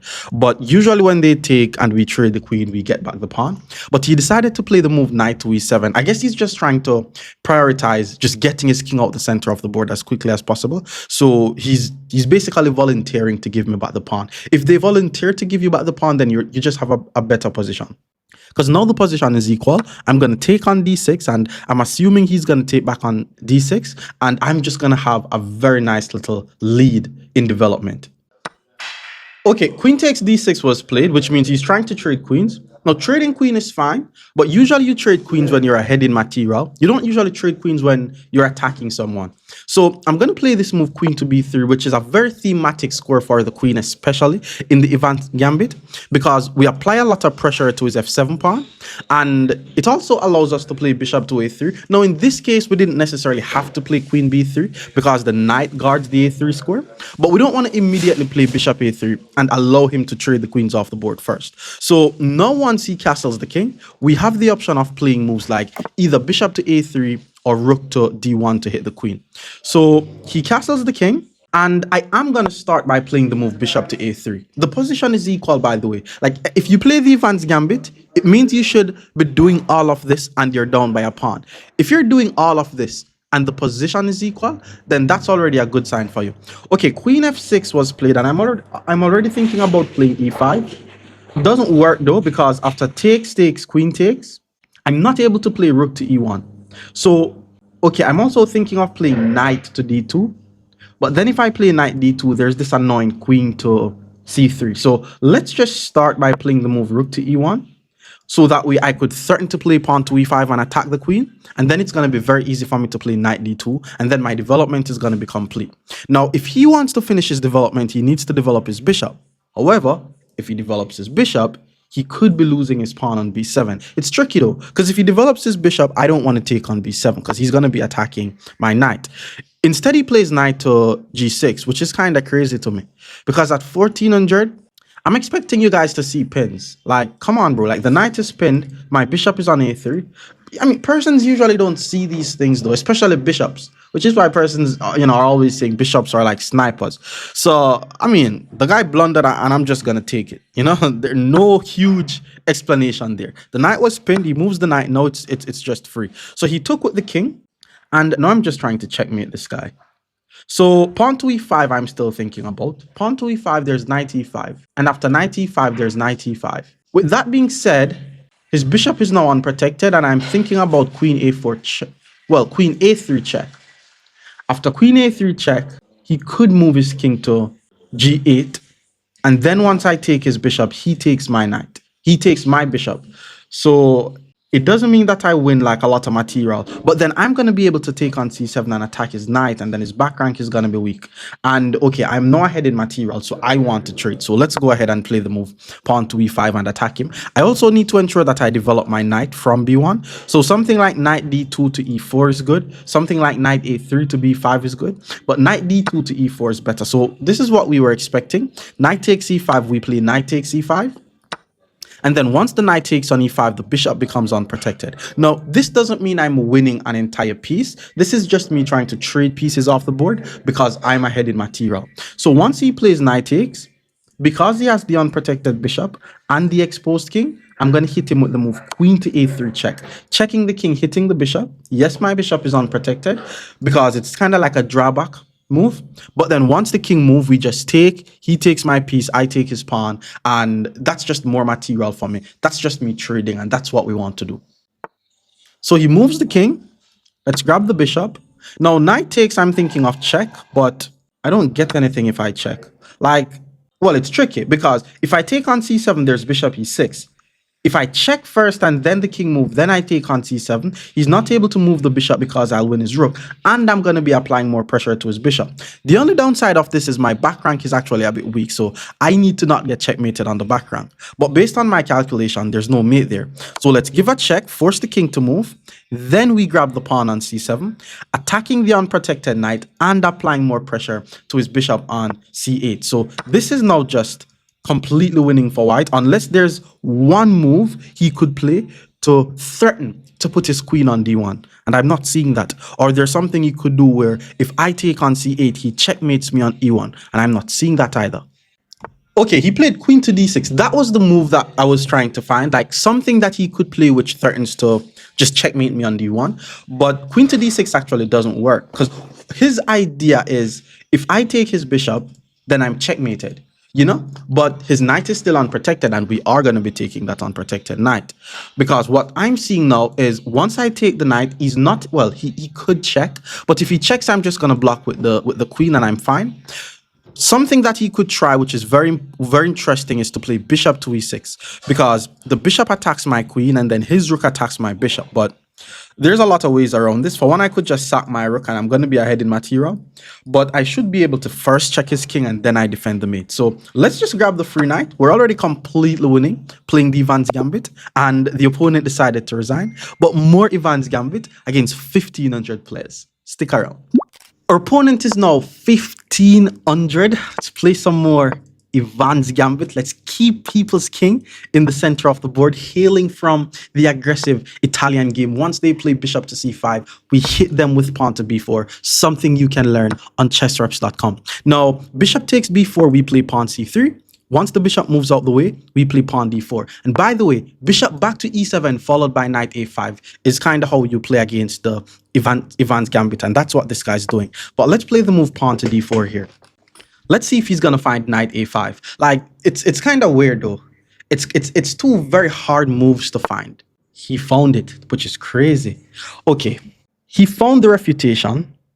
Naturally, I should be able to take on e5, give him the bishop here, take, but then he has d5. So I'm actually gonna not allow him to take the bishop here, and I'm gonna see how much he knows. Let's pull the bishop back to d3. Notice how my bishop is just, and the whole point of this refutation is, okay, now there's no more targets. There's not too many targets on f7.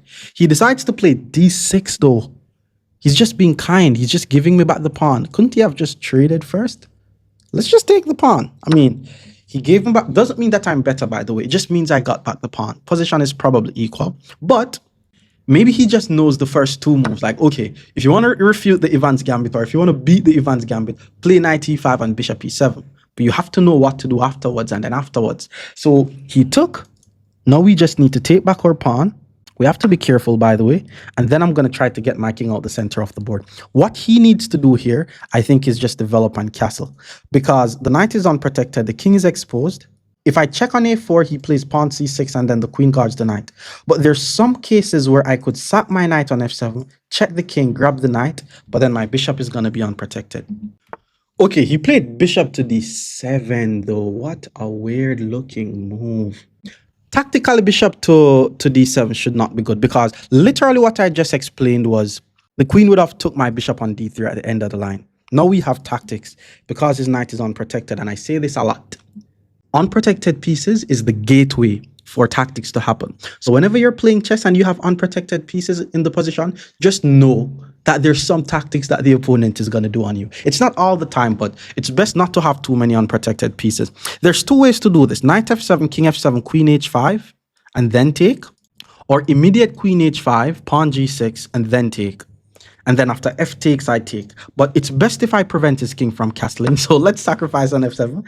He knows the first two moves of refuting the EVANS Gambit, and he thinks that's how it is. And this is why, you know, studying openings is tricky. You have to know the ideas behind the opening, and that's why I create these videos. It's not just about, okay, play these moves, go and beat the EVANS Gambit. Nah, you have to know the plans. You have to know the ideas. So king takes f7, we hit him with queen h5. Now he has an exposed king and the unprotected piece. And because he already had an unprotected piece, I just needed to create another weakness. Okay, pawn g6, I'm just going to take. It doesn't matter what he plays. I'm taking the knight next.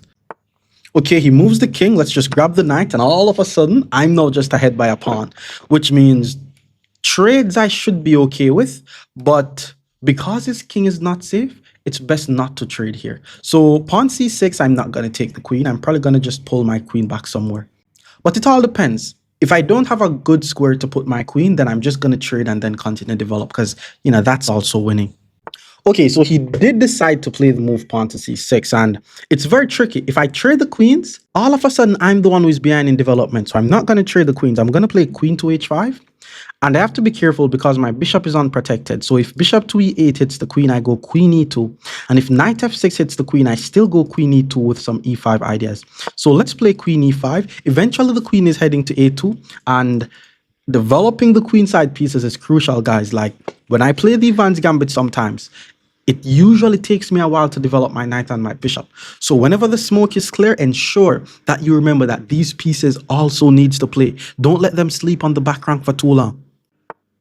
Okay, queen to e8. I'm not going to trade like that anymore. Let's go queen e2. He should have at least played knight f6 to say, okay, at least I developed my knight. Now he plays knight f6. I'm trying to play pawn to e5, hit the knight. And then once the knight move, I play pawn e6, hit the bishop. And then once the bishop move, hey, this is just attack. We have to attack. Pawn to e5. I can castle my king whenever. He can't castle his king anymore. So knight d5, and it checks, doesn't do anything. Let's continue with the attack. Pawn to e6, forcing the bishop to go back. And then pawn to c4 doesn't do much because the knight gets the b4 square. And queen to f3 check doesn't do much because he's just going to move. So the bishop goes back to c8. Now we get the king out the center of the board. And what I would love to do is play f4 followed by f5. Something in me is telling me that I move the pawn to e6 a bit too early and he's just going to move his bishop and then start targeting my pawn on e6. Okay, knight back to f6. That is not it at all. I don't know why he would do that. I really don't know why he would do that. Okay, I need to assume that he's going to move the bishop, and I need to ensure that once he moves the bishop, I'm able to protect the pawn. So if I play f4, he's gonna check, and once I move the king, he takes the pawn. So let me just use the time to develop. I need to finally finish my development. Let's go knight d2, and then if he moves the bishop, I go rook to e1. Otherwise, I may play knight f3 to d4, or knight b3 to d4, or knight f3 to g4. Let's see. Okay, queen to h5. Yo, what is up with this guy? Now he's just begging queen trades. Now, if I takes, queen takes, my pawn on e6 is going to be too weak. So let's play the move knight f3. That was the initial plan. And then queen to d5 is interesting because it hits the pawn once again. But if he plays queen d5, I should still be able to play rook e1 or even bishop c4. You know, using offense is the best defense. Okay, knight to d5. He puts the knight back on d5, by the way. Knight is not heading there, but the knight could be heading there. And if pawn c4, the knight will be heading there. So let's just play bishop to d2. At least I could say I developed my knight and my bishop, which means once the major pieces are developed, once the minor pieces are developed, it's time to start thinking about the major pieces. So now I'm thinking about rook e1 followed and then b1, and then every single piece is in the game. Plus the fact that I'm ahead by a pawn. So white is good here. Plus the fact that his king is not able to get castled. And if his king is not able to get castled, not only is his king weak, but it's going to have a hard time to get this rook in the game. So pawn to b6, he's also trying to complete his development. I want to play pawn c4, but I don't want him to play knight b4. So let me play rook to b1 first. Rook to b1 is not only am I improving the activity of my rook, I'm trying to prevent his forward moves. And I have some students who are always saying, I'm always getting forwards. Just ensure that you're able to see all the moves forward that the opponent could play. Now, once I play pawn to c4, he has to pull the knight back because there's no good forward moves because my d2 bishop dominates the knight. So he pulls the knight back. Now he wants to play pawn c5 and activate that bishop. Okay, let's just play rook to e1. Let's just get all our pieces in the game. I don't think I'm going to be winning this based on the fact that his king is weak. I think I just have to win based off the activity of my pieces. Pawn c5 is an interesting move because he's threatening to take and double up my pawns. Maybe I should allow him to do it and get the bishop here, but that could be a bit risky. Okay, do I go knight g5? Yeah, let's go knight g5. Knight g5 trades the queen, but I kind of want him to play h6, so that way I'm able to play knight f7, hit the rook, then knight e5, and eventually my knight goes to g6. So he's trading queens. Let's just take. My bishop is unprotected, which means if he attacks the bishop, I'm just going to move. Actually, if he attacks the bishop, I'm thinking knight f7 to fork both of the rooks. And then if he takes this bishop, I take this rook, and my knight is not trapped because I'm able to pull it back to f7. So he played bishop to c6 instead. Now we're going to be going for the plan of knight f7, first to hit the rook, which forces the rook to move, and then knight e5 hit the bishop. I don't need to rush to play. I don't need to rush to play knight e5 just yet. Okay, I'm going to play. All right, let's do it. Let's play knight e5 and hit the bishop. It's kind of weird. Okay, bishop all the way back to e8. Now I'm going to play f4 and then try to play f5. I'm going to win it from a positional standpoint. I mean, the queens are off the board, so I'm not necessarily trying to checkmate his king. Bishop to d6. Maybe he's going to be giving up his bishop for a knight. Let's go bishop c3. So that way, if he takes, my bishop takes, and that's a very strong bishop. Bishop h5 hits my rook, by the way. Okay, rook to d8 makes a lot of sense. He's putting his rook there, so once he takes my knight, he's going to be able to win my bishop. With that being said, let's just pull the bishop back. We have to be very careful. Now he needs to play bishop h5 and attack my rook. So I want you guys to notice the whole point of preventing their king from castling. Yes, their king is unsafe. Yes, they could be getting checkmated, but they're also just playing without a rook. Okay, taking is bad for sure. Taking is bad for sure. Let's just take back. There's not a lot of threats in the positions. Like, there's some ideas of playing pawn to e6, and then the king is on the same line as the rook, or just move the bishop out the way, then push the pawn, and that's a fork. So he plays pawn to h5. Okay, this is not winning, because the whole idea is to play pawn to e6. Well, pawn to e7, and that's a fork. So first I'm going to take his knight, so that way once I play pawn e7, the rook guards e7. So, well, I don't think he has to take back. If he doesn't take back, I'm still going to check. But if he takes back, now I check, and I have a queen on the board, and okay, this is now just completely winning. He has to move the queen, we grab the rook, we have the queen, and that's why he resigns. But more EVANS Gambit against 1,600 players. Stick around. Our opponent is now 1,600. Let's play some aggressive EVANS Gambit. Coming out of the Italian game, bishop c5, we play b4, sacrificing the b pawn. And then once the bishop takes, we play pawn to c3, and we're hitting the bishop. Now, we prefer when they play bishop a5. Now we're going to play the move pawn to d4. And then once they take, we can't take back, so we're just going to castle. And this is the whole idea of the line. We're down by 2 points. Our king is out the center. Their king is in the center. And okay, this is already losing for black. But anytime you see moves like knight e7, you can get away with knight to g5, attacking f7. Now, it looks premature. Castling is just completely lost. So knight to e5 is the best thing that they could do. But if they play knight e5, hitting the bishop and guarding f7, we're still going to sacrifice on f7 because of the unprotected bishop. So once we sack on f7, knight f7, bishop f7, well, he played d5, so let's just take. Let's just take and hit the knight. And I guess now he may want to play knight e5. Okay, knight e5 in this position isn't too bad. Well, okay, this is not a fried liver attack video, but these fried liver attacking ideas will always be there. I'm sure this knight f7, king f7, queen e6, king e6, rook e1 check, blocks with the knight. Like, this has to be winning, or I'm tripping. Okay, let's calculate. Let's calculate. Do we have anything else? Like bishop a3, bishop a3 blunders the knight. If I check, he moves the king. Let's just sack the knight, king takes. Okay, let's sacrifice the knight first, because it's very hard to calculate. But all I know is we're going to be down by, what, 4 points? But the king is not going to be safe.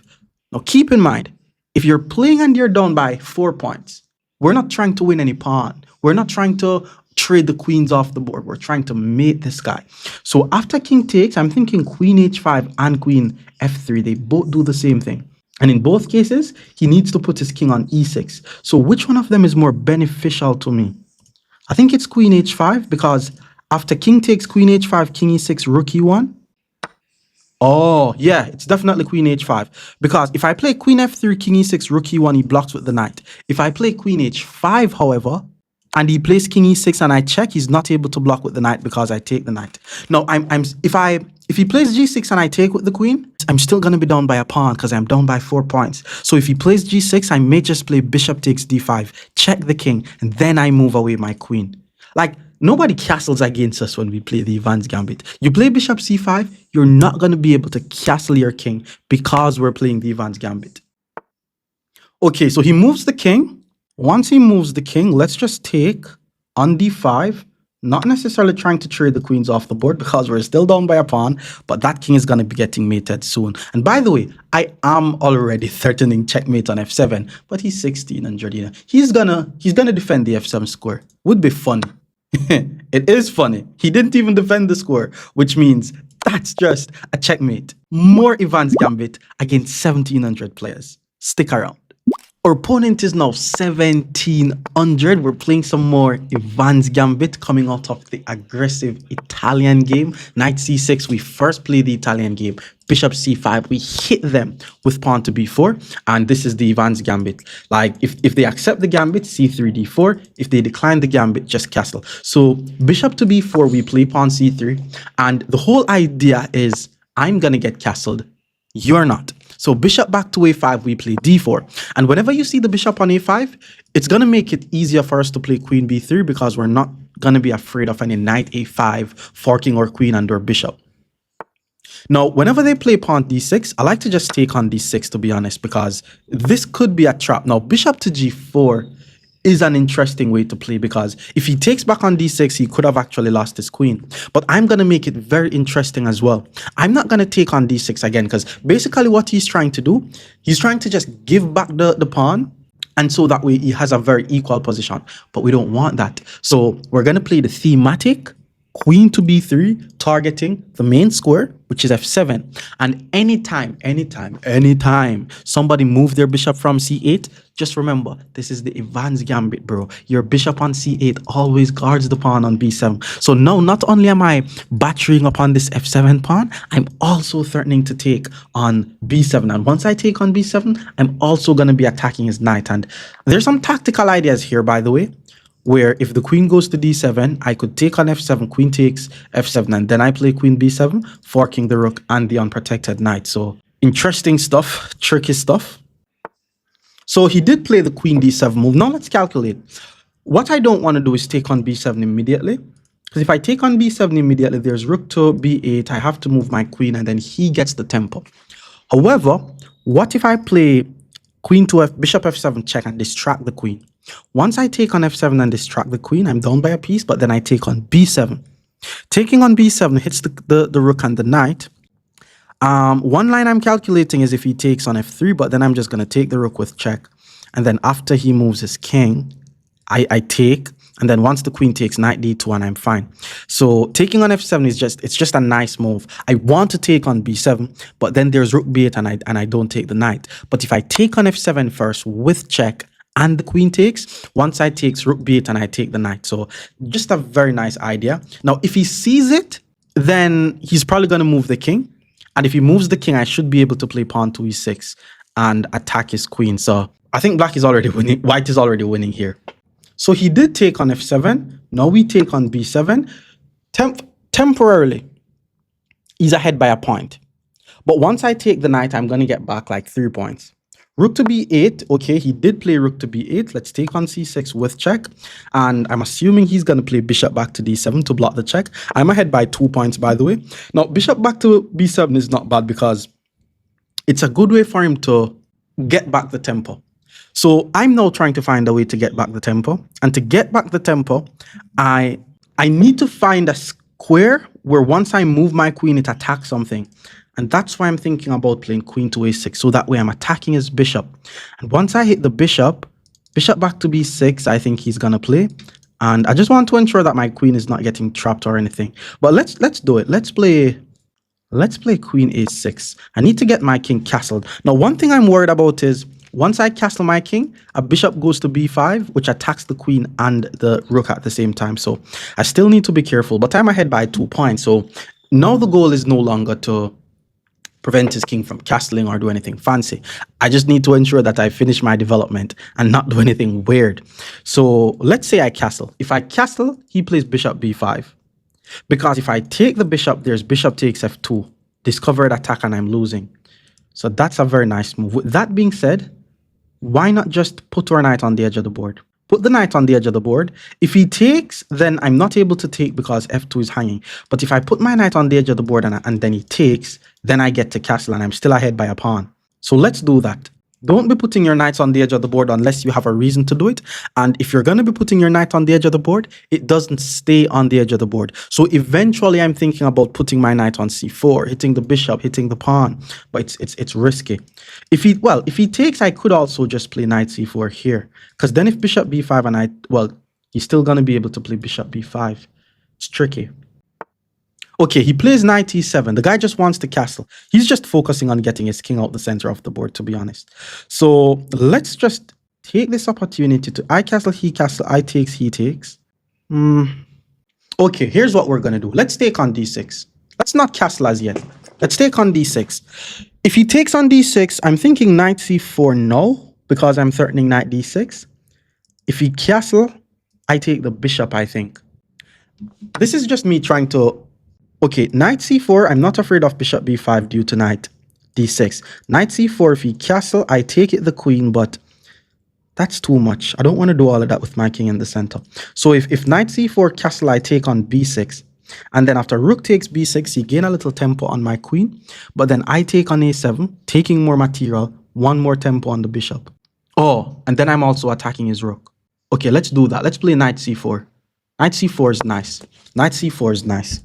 It gets uncomfortable when my king stays in the center of the board for too long. Like, I don't understand how people just play chess and don't castle. Like, I understand if you face the EVANS gambit and you're just not able to get castled, but I don't understand how people just consciously, willingly just play, knowing that their king is not castled and then they don't care. Okay, after looking on the position, I think he needs to play bishop to c5. Because if he plays bishop c5, I don't take the bishop, I don't take on d6, and he still threatens bishop to b5.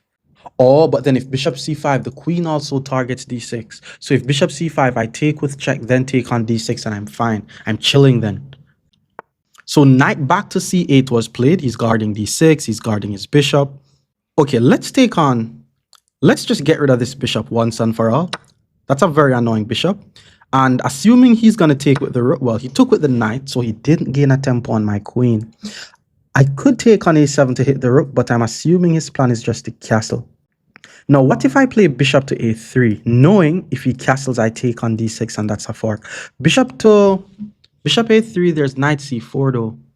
But then after knight c4, we hit the rook. I don't want to do all of that, to be honest. I'm just trying to get my king to safety. Just being real. All right, let's just get the king to safety. We're ahead by 2 points. No need to do too much. Let's get the king to safety and then try to finish our development. So he also got his king castled. I need to worry about some sacrificial ideas on f3. I need to worry about a bishop going here, a bishop going here. So with that being said, why not just centralize the knight? Yeah, let's just centralize the knight. Also prevent some bishop b5 tricks.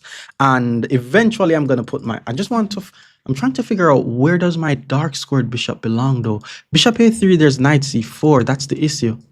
But maybe I should be able to eventually take on d6. And if I play bishop e3, there's still knight c4. I can't play bishop f4. And bishop g5 is just an unprotected square.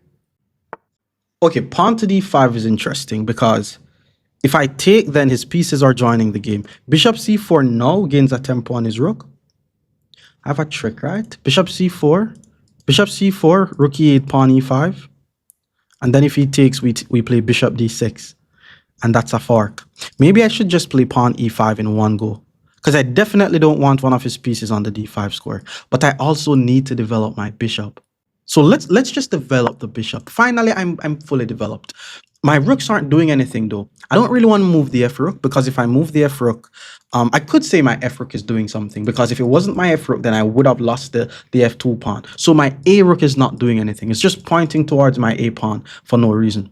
So I'm expecting rook to e8, and then after rook to e8 we go e6, and then so rook to e8 we go e5. Rook takes e5, there's bishop d6, very nice little trick. So I'm assuming he's not going to take, and he needs to play knight to c4. Wait, if he plays knight c4 and I play e6 and he plays bishop takes, nah. Okay, if he plays knight c4, I'm still going to play bishop d6. Who cares if I'm giving up a bishop for a knight? First of all, I'm ahead by 2 pawns, so if I give up the bishop for a knight, it's just trading, which is helping me. Second of all, if you have a knight and the opponent has a bishop, a good way to play against that bishop is to keep your knight in the center of the board. My knight is already in the center of the board. Okay, he played the more passive route. He played knight c8, guarding the d6 square first, because he really wants to take on e5. Okay, that was bad. He's also guarding this pawn. I need to get this rook in the game. I'm also not trying to lose this. So I'm thinking of playing pawn to f4. Pawn to, is this a fork? I have two attackers. He has Three defenders. That can never be a fork. With that being said, let's just play rook a to e1. It's a nice move, by the way, because now my rook is doing something. I'm threatening a fork. Assuming the guy sees that I'm threatening the fork, I'm going to play moves like f4 and f5, and then this is just going to be a very nice central pawn storm. Okay, he saw it. He put the bishop on e6. He put the bishop on e6, and I need to improve the activity of my rooks. Like, yes, all my pieces are doing something, but I still need to improve the activity of them. So let's play f4, threatening to play f5, assuming he's going to play pawn to g6 to prevent f5. And, you know, I could argue that he's pushing pawns on the side that his king is on. Nothing too trivial, though. He's not going to lose the game because of that move. I think he needs to play g6. If he allows me to play f5, then he's going to be in trouble. So he did find g6. Now if I takes, he has rook takes. Let's just start trading some pieces off the board. How do I do that though? That's the question. All right, whenever you're not sure what to do, this is where you don't blunder. If you don't know what to do, that's not the time when you want to get too creative. So I'm going to play a move that slightly improves my position, like rook to f3, you know, just a simple rook lift. Because now I could either play rook f1 and try to play f5. I could play rook g3 and put the rook on the same line as my king. And it's just a slight improvement of the position. And I'm just sure it's not a blunder. Rook to b6, I was expecting him to play rook b6 eventually. I'm going to pull my queen back to d3. So that way I have a lot of pieces targeting the f5 square. So once I play f5, I should be able to take back. But then he plays knight e7, also guarding the f5 square, and then right here I'm going to be giving up my bishop for the knight, so that way it's easier for me to play f5, and I think my knight is actually better than his bishop here.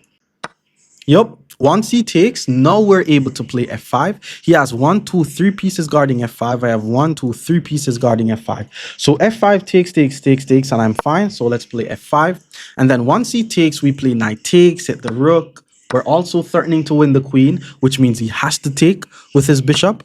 And then once he takes with his bishop, we take on f5. And we're also actively trading the pieces off the board, which is good for us. He moves the queen out the way.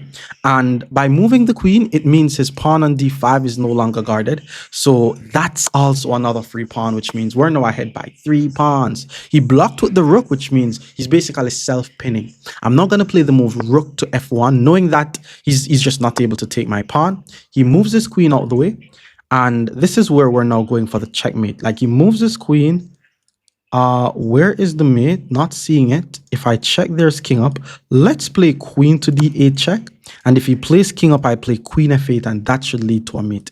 If he blocks the check, then I hit him with rook to f8. This is a very nice move because I'm actually covering the f8 square 3 times. My queen is actually covering f8, which means if I check on f8, if he takes, I'm able to take back. He moves his king, and okay, queen to g6, he blocks with the rook. Queen to g6, he blocks with the rook, and then rook to f7 is just a checkmate. This is checkmate in 2, guys. Queen to g6 check. He has to block with the rook. And that's just a checkmate. More EVANS Gambit against 1,800 players. Stick around. Our opponent is now 1,800 and more aggressive EVANS Gambit. Coming out of the Italian game, hit them with b4 once they play bishop c5, and then once they take on b4, we play pawn c3, and bishop back to d6 is actually not the theoretically correct move, but bishop back to d6 is actually a move that I was using when I was younger to play against the EVANS Gambit, because now once I play d4, the point is black doesn't have to take back. Now h6 was played, not a move that I would play. I don't know why people always play h6, but let's calculate. And one thing is, whenever the bishop is on a5, it's easier for us to put a queen on b3. If the bishop is not on a5 and we play queen b3, we have to now be on the lookout for moves like knight a5. Now, let's say we take, knight takes, bishop takes, f4. Okay, takes, knight takes, bishop takes. There's actually f4 to hit the bishop, which means after takes, I think it's best if he plays bishop takes. And if he plays bishop takes, I get the bishop here. So he didn't play bishop takes, which means we're going to be getting the line that we looked on, which is knight takes e5, bishop takes e5, pawn f4. Now, because the bishop is unprotected, I'm also thinking of sacrificing on f7, then playing queen to h5 check. Now, after queen h5 check, you could try king f6, but there's queen f5. After takes, I mean, there's also queen d5, but then there's king f6. So takes, queen h5, then there's king e6. If king e6, then there's queen f5 check. After queen f5, there's king d6, and I'm not getting back the bishop. But it's actually very interesting. I may do it. I may just take king takes check, king up check, king over, and then just castle. And then once I castle, I'm threatening to play rook to d1 and then take the bishop. And then if he tries to protect the bishop, what if he plays something like queen f6 and then I check? Yeah, then the king goes back. That doesn't work. Let's just play f4.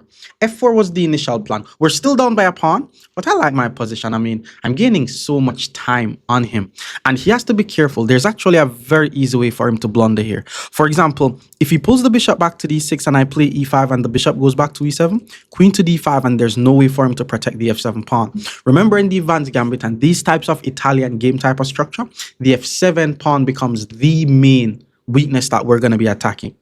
So he did play bishop back to f6. Now we're going to hit him with pawn to e5. And he could be very well just losing this game. I mean, bishop h4 check, I play g3. So technically his bishop is trapped. Unless he plays queen e7. But if he plays queen e7 and I castle, then the bishop is really trapped. And if he pulls the bishop back to e7 and I hit him with queen d5, he's just not guarding f7. So he has to play some weird pawn moves. And then I'm still going to take on f7. Guy's in trouble. Guy's in trouble. 10 moves into the EVANS gambit, and we're already winning that bishop.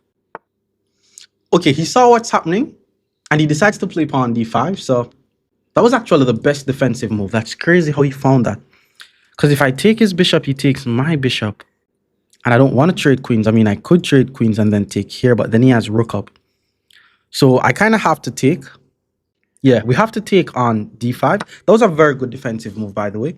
And now he could actually, well, if he moves the bishop, there's still queen b3, and there's no way for him to protect f7. I think he should have played pawn c6, because now I'm still going to play queen to b3. Remember, we said the f7 pawn is the target. There's no way to guard f7. He's not going to be getting checkmated, but the position is equal. Remember, the EVANS gambit is a gambit. It's a sacrifice. You're doing all of this, you should be down by a pawn. So if you're doing all of this and the position is equal, you're better. If you're doing all of this and you're ahead in material, then you're winning. So he decides to play the move bishop to e6. Just, okay, it's just one of the ways to give up the pawn. Let's just take on e6. And then once he takes back on e6, I have two ways to take the pawn. Do we take on e6 or do we take on b7?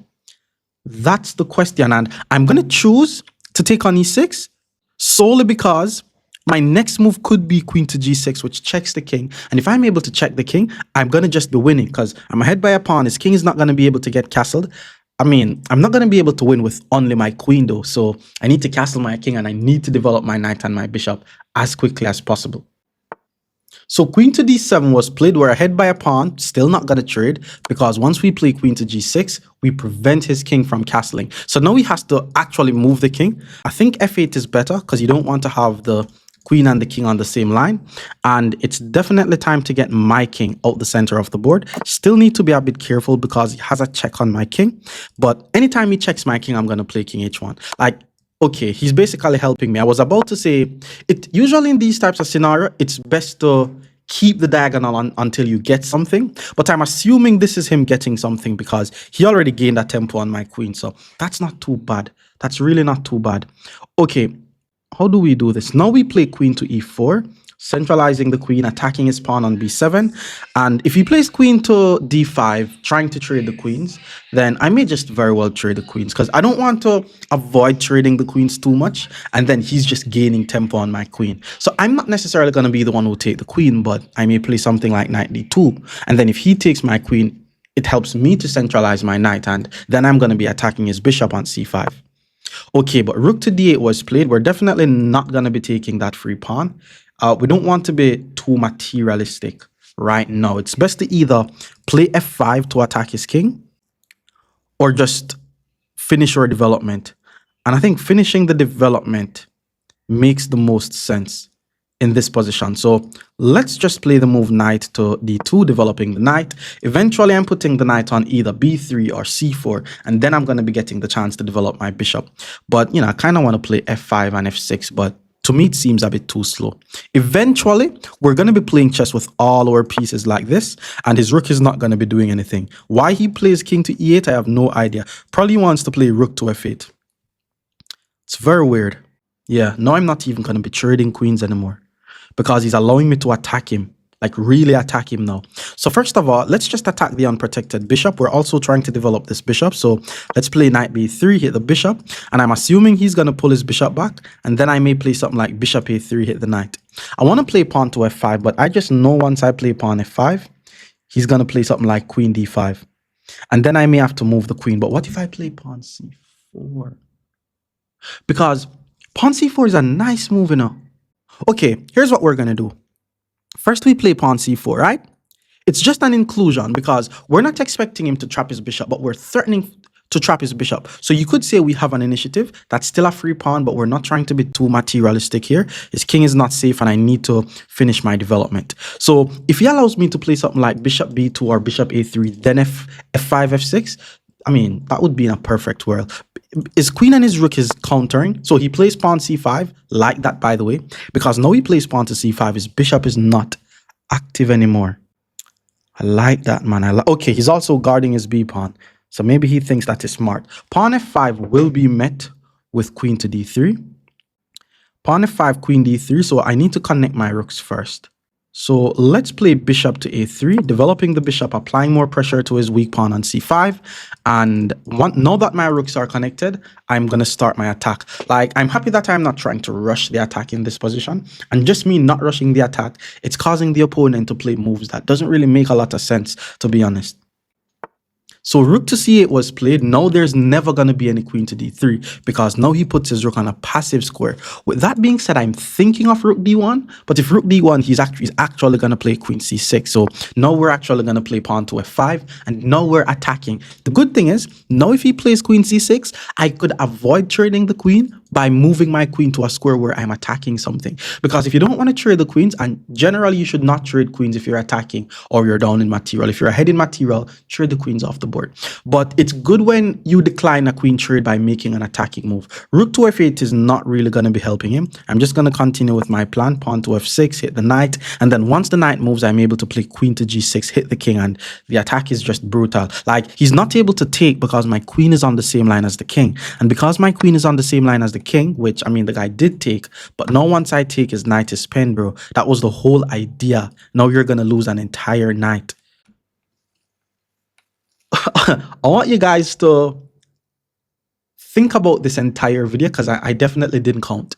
But how many times was our opponent able to get castled once we play the EVANS Gambit? It's like we're the only one who is castling. They don't castle. And if they don't castle, it's easy attack with their king in the center of the board. I used to remember back when I was young, I used to win chess, like whole chess tournaments playing this line.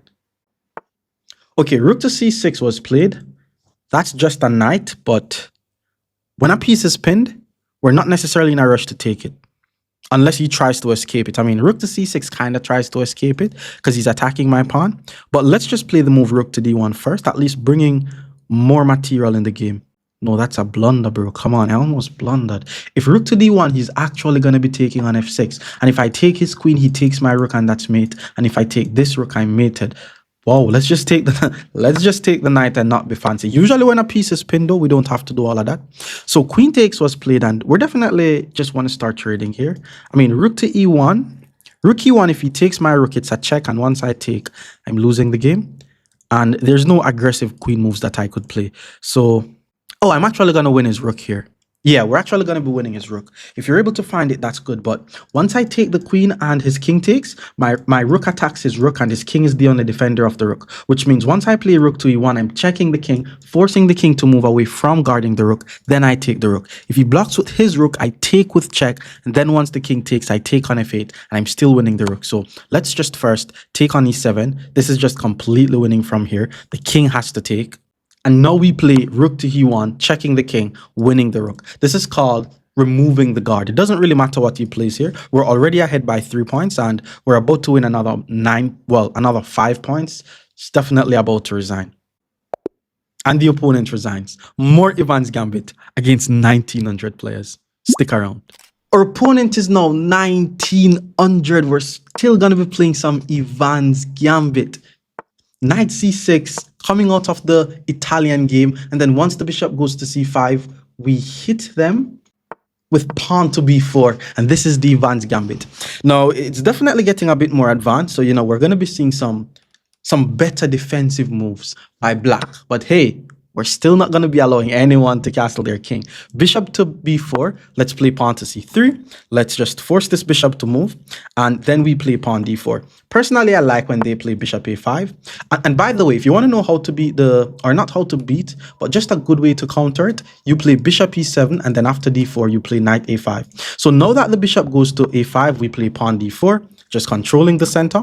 And if they play d6, I like to just immediately take on e5, because if they take on e5, then I have queen to b3 hits the pawn, and if they take with the knight, I win the queen. You guys should already see me do that to someone already.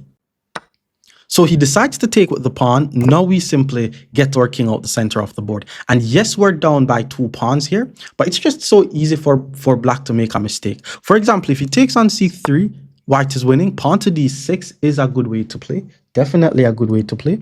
Now, I'm thinking of the move queen to b3. We're definitely going to be playing queen to b3, by the way. Let's just hit him with queen to b. This is the whole point. We're trying to target the f7 pawn. Our king is out the center of the board, and this king is in the center. Now, there's a theme that I always talk about. Like, if you watch my videos, you hear me say it a lot. It's annoying. If your king is out the center and the opponent's king is in the center, you open the center. That's kind of like the whole point of the Evans gambit, which is why I sack the b pawn, then sack the d pawn. And then once the queen goes to e7, very interesting move that I like to play is actually pawn to e5. Because if they take on e5, it allows my bishop to go to a3 and hit the queen. And I'm also preventing the knight from developing to f6. So it's just not an easy position to play, to be honest. And another thing is, if he plays knight takes e5, knight takes e5, I think he has to play queen takes e5, and then I take on d4. And then after queen takes d4, I play bishop b2, and then I'm winning the pawn on g7. Okay, so knight takes c5 was played.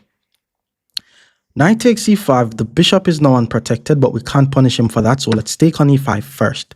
If he takes with the pawn, we punish him for having an unprotected piece.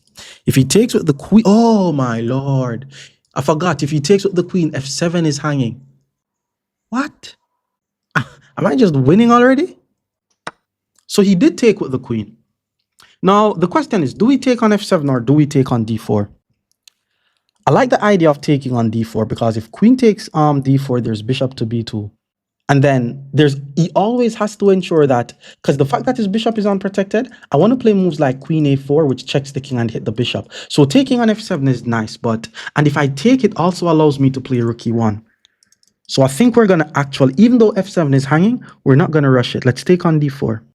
Because if I take on d4, and then he decides to go back to protect f7, we hit him with queen a4 check, and we're winning his bishop. Okay, so he did play queen takes d4. We're not able to check just yet, because once we check and he moves the king, we're not able to take because he takes our bishop. So first we play the move bishop to b2, hit the queen. And he has to ensure that he keeps the bishop guarded, or at least stay attacking my bishop, and he has to do all of this while protecting his f7 pawn. Like, I don't think that's possible. Oh, and he has to ensure that he don't lose the g7 pawn. How is he going to do all of that? Queen to g4. Queen to g4, the bishop is unprotected. He guards g7 though. This is lost. By the way, guys, my opponent is ahead by 3 points. 3 whole points. So I don't want you to be like, okay, he's ahead by 3 points. Let's just trade the queens off the board. Like, it's not that easy to win. Now, queen back to b6 though is different, because can't I just take and then take the rook? Aren't I going to take a rook? Can I get more though? Can I check? There's king over. I can't check here. So I'm just going to take on g7. So he's ahead by 3 points. If I take on g7, he's ahead by 2 points. And if he trades the queens, there's no way to guard the rook. And if he's ahead by 2 points and I win a rook, that's 5 minus 2. So I'm going to be ahead by 3 points. That's a bargain though. That's a bargain. You see, you have to be able to do math. You see how my math is sharp? Now we take on g7 and this is winning. So he's ahead by 2 points. Trading the queen doesn't change anything. He still remains ahead by 2 points. But then once we win the rook, we get 3 points. So queens are traded. Ooh, look at this. Look at this. It's not anything too deep, by the way, but I actually just thought about just taking with the pawn instead of taking with the bishop. Because if I take with the pawn, my rook is active and his bishop is unprotected, which means I'm hitting the unprotected bishop. And I mean, the rook is dead. I don't care about that rook. So if he plays a weird move thinking, oh, I'm going to lose the rook anyways, you know, okay, he saw it. He saw it. So now let's take the rook. And we're ahead by 3 points. That's math right there. And the good thing is, he's not able to play something like f6 trying to trap my bishop because his knight is not going to be developed. You see what I'm telling you guys about?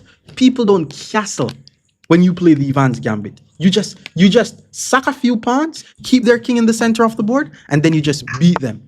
So now he plays knight to e7. After knight e7, I'm thinking just rook e1 and then just pp on the pp. Yeah, let's do that. Let's play rook to e1. Let's pin the knight. And then once the knight is pinned, the plan is to apply pressure to the pin piece. And then obviously I need to finally develop my knight on b1. I'm not gonna lie, like playing the EVANS gambit, sometimes your knight on b1 may take a while to join the game. Don't forget to bring a knight in the game. And even your bishop on c1 may take a while to join the game as well. Don't be only trying to attack. Try to attack and play moves that bring these pieces in the game. And remember, if you want to play against me, leave a comment with your username and your ratings, and I'll send you a message to play these games. So the bishop moves to d7. Bad move, by the way, because now we're just going to apply pressure to the pin piece. I mean, it's not lost. Eventually, well, I think it's lost because bishop e6 doesn't change anything. Yeah, now it's over. He's probably going to resign here. The knight is pinned. PP on the PP. Good game. Bishop e6. Okay, bishop e6 is not bad. Bishop e6 is not bad because, well, I want to trade anyway, so I'm going to do it. But once I take on e6, there's this very nice move, king to f7, which is actually a fork. He's actually forking my bishop and my rook. But luckily, once I take his knight, I'm taking more material. So now I'm just ahead by an entire rook. That's more material, but I don't necessarily want to give his rook access to the e-file. So let me just pull the rook back so that way his rook doesn't get the e-file. And then I'm just going to develop my knight. I mean, I'm ahead by a rook here. Like this is just completely winning. Bishop to d4 attacks my rook. Offense is the best defense, so let's go to a4 and attack back his bishop. Still haven't developed my knight. I mean, he's going to play pawn c5, and then I'm going to use the time to develop my knight. Okay, he pulls the bishop back to b6. Wasn't expecting that, because now my knight gets access to the c3 square. And the plan from here is to play knight d5 and then take the bishop, which is just trading more pieces off the board. Because the more we trade, the easier it is going to be for us to win. Okay, rook to d1. Let's just give a check. Force the king to move.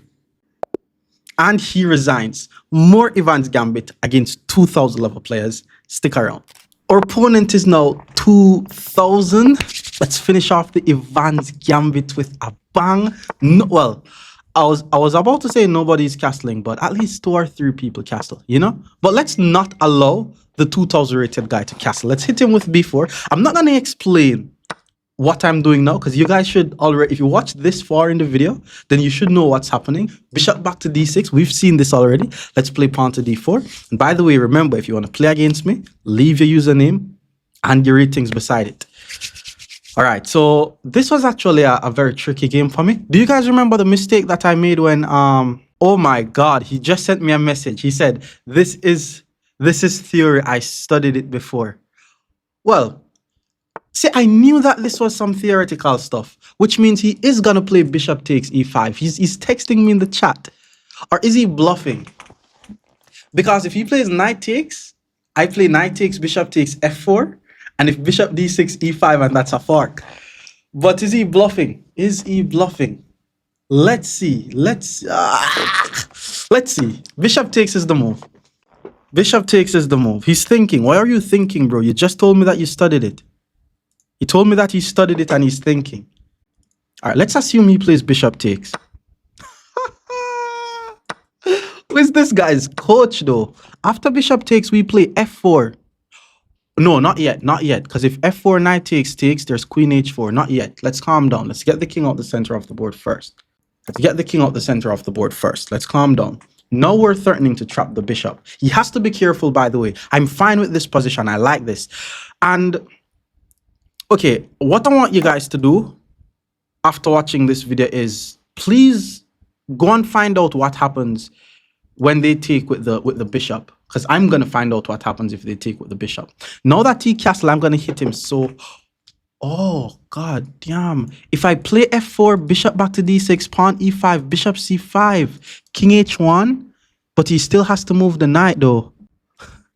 Heck, is this really because I'm sure it's bishop e7, knight a5, but and I'm down by a pawn and his king is castled.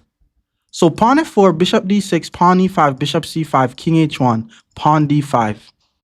That doesn't work. He's not gonna play pawn d5. Oh, but pawn d5, if bishop b3, there's knight g4. So I have to play bishop e2 if pawn d5 and there's knight e4 backside. Okay, do we play bishop a3 and if pawn d6 we trap the bishop? Bishop a3, rook e8. Oh, bishop a3. Because if rook e8, pawn f4, bishop d6 we grab. I think. All right, let's see.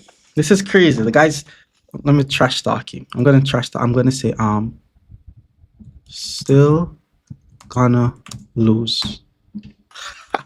All right, let's see. So pawn d6 loses f4. Rook e8, f4, bishop d6 takes. Double pawns. I'm still down by a pawn though. That's the thing. Rook e8, f4, bishop back e5, bishop takes, knight takes, d5, bishop back, knight g4.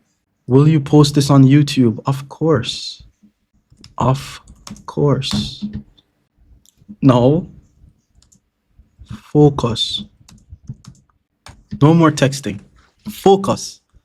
All right, let's think actually, because did I find something? What did I say I was going to do again? Rook e8, f4, bishop d6, e5, bishop a3, knight a3. The knight has no forward moves. Oh, in that case, the knight is trapped. The knight is not really trapped though. He's able to play d5. But after d5, what do I play after d5? Bishop b3, knight e4, bishop d5 hits the knight. All right. So f4, knight takes, I takes. f4, bishop. Let's just quickly do it. Let's play f4, bishop d6. And the question here is, do we take? And the answer is no. It looks attractive, but my pawn on e is too weak. So we play e5 here. Let him take and help us to develop the knight. The critical move is d5. His knight is trapped. He has to play d5. So let's see. Pawn d5, there's some queen b6 on this diagonal. Pawn d5, if I take the knight, he takes my knight. Pawn d5. I'm going to play bishop to... The thing is, after pawn d5, there's knight e4. That's the thing, though. I'm not going to lie. That's the thing. Wait, I have an idea. Because if pawn d5, I take the knight, he takes my bishop, then I take on c4. No, can't do that. Because queen f6. So pawn d5, I take the knight, he takes my bishop, I take the queen, the rook takes the queen, and then I play knight takes c4. And then he plays e takes f6, and he's still ahead by the pawn. What do I play if pawn d5? I don't know why he's not just playing, bro. You see? Now I'm going to flag him. It's the only move. Your knight has no square. Just play d5. Damn. Okay. Bishop b3. Okay. Bishop b3. Knight e4. If bishop takes d5, knight c3, and I'm losing. Bishop b3. Knight e4. Queen d5. Queen d5. Bishop d5. Knight c3. He's just ahead by a pawn. I mean, what can I say? Takes. That's what I'm going to do. Let's try that. Bishop b3, knight e4. Bishop b3, knight e4. Queen d5. Bishop d5, knight c3. And that's a tempo on my bishop. And I'm down by a pawn. That's going to be a problem. I can't do that. Let's just take here. I just can't do that. Now I take here. The position is equal, but if he takes this pawn and I take this pawn, then at least I get back my pawn, to be honest. And I'm chilling. If he plays bishop e6, instant report. No, because there's f5. There's no bishop e6. All right, I'm not losing. Obviously, I'm not losing. I'm just not winning. All right. Okay, I want to teach you guys something about this pawn on g7. In under regular circumstances, you actually don't take this pawn. Like, I'm talking about my pawn. Like, a pawn on g7 should be defending your king. Like, if the opponent's pawn, that's like one of the best ways to defend. If a pawn storm is coming down towards the king and then the pawn takes on g7, don't take it back. Just move the rook. So even if his rook was right here and I take on g7, just moving the rook would have made some sense. Because the moment his king takes it, I can start finding ways to check his king. But, you know, sometimes the pawn could be strong as well. Why is he thinking for so long, though? I'm not even sure what's happening here. Because it's a knight versus a bishop. The bishop is better than the knight. I'm not even able to keep the knight in the center of the board. A bishop is better than a knight in these types of position. Like, if the pawn was not on f7 and I could, like, just keep my knight in the center, that would be good. Now he's trading. I mean, I'm expecting that. Rook takes. The position is equal. If bishop to e6, there's f5. If bishop to g4, there's rook d4. We're now in the end game. The goal is to attack pawns. Rook to e2. I'm not afraid of rook to e2, but it's something that I should be afraid of eventually. Bishop to f5 is a nice move. That's a nice move, though. Because if I take the pawn... No, never mind. I'm not saying it's not a nice move. I thought he had bishop to d3. So I just have to take the pawn because he's threatening bishop to d3. So let's just take. I'm ahead by a pawn.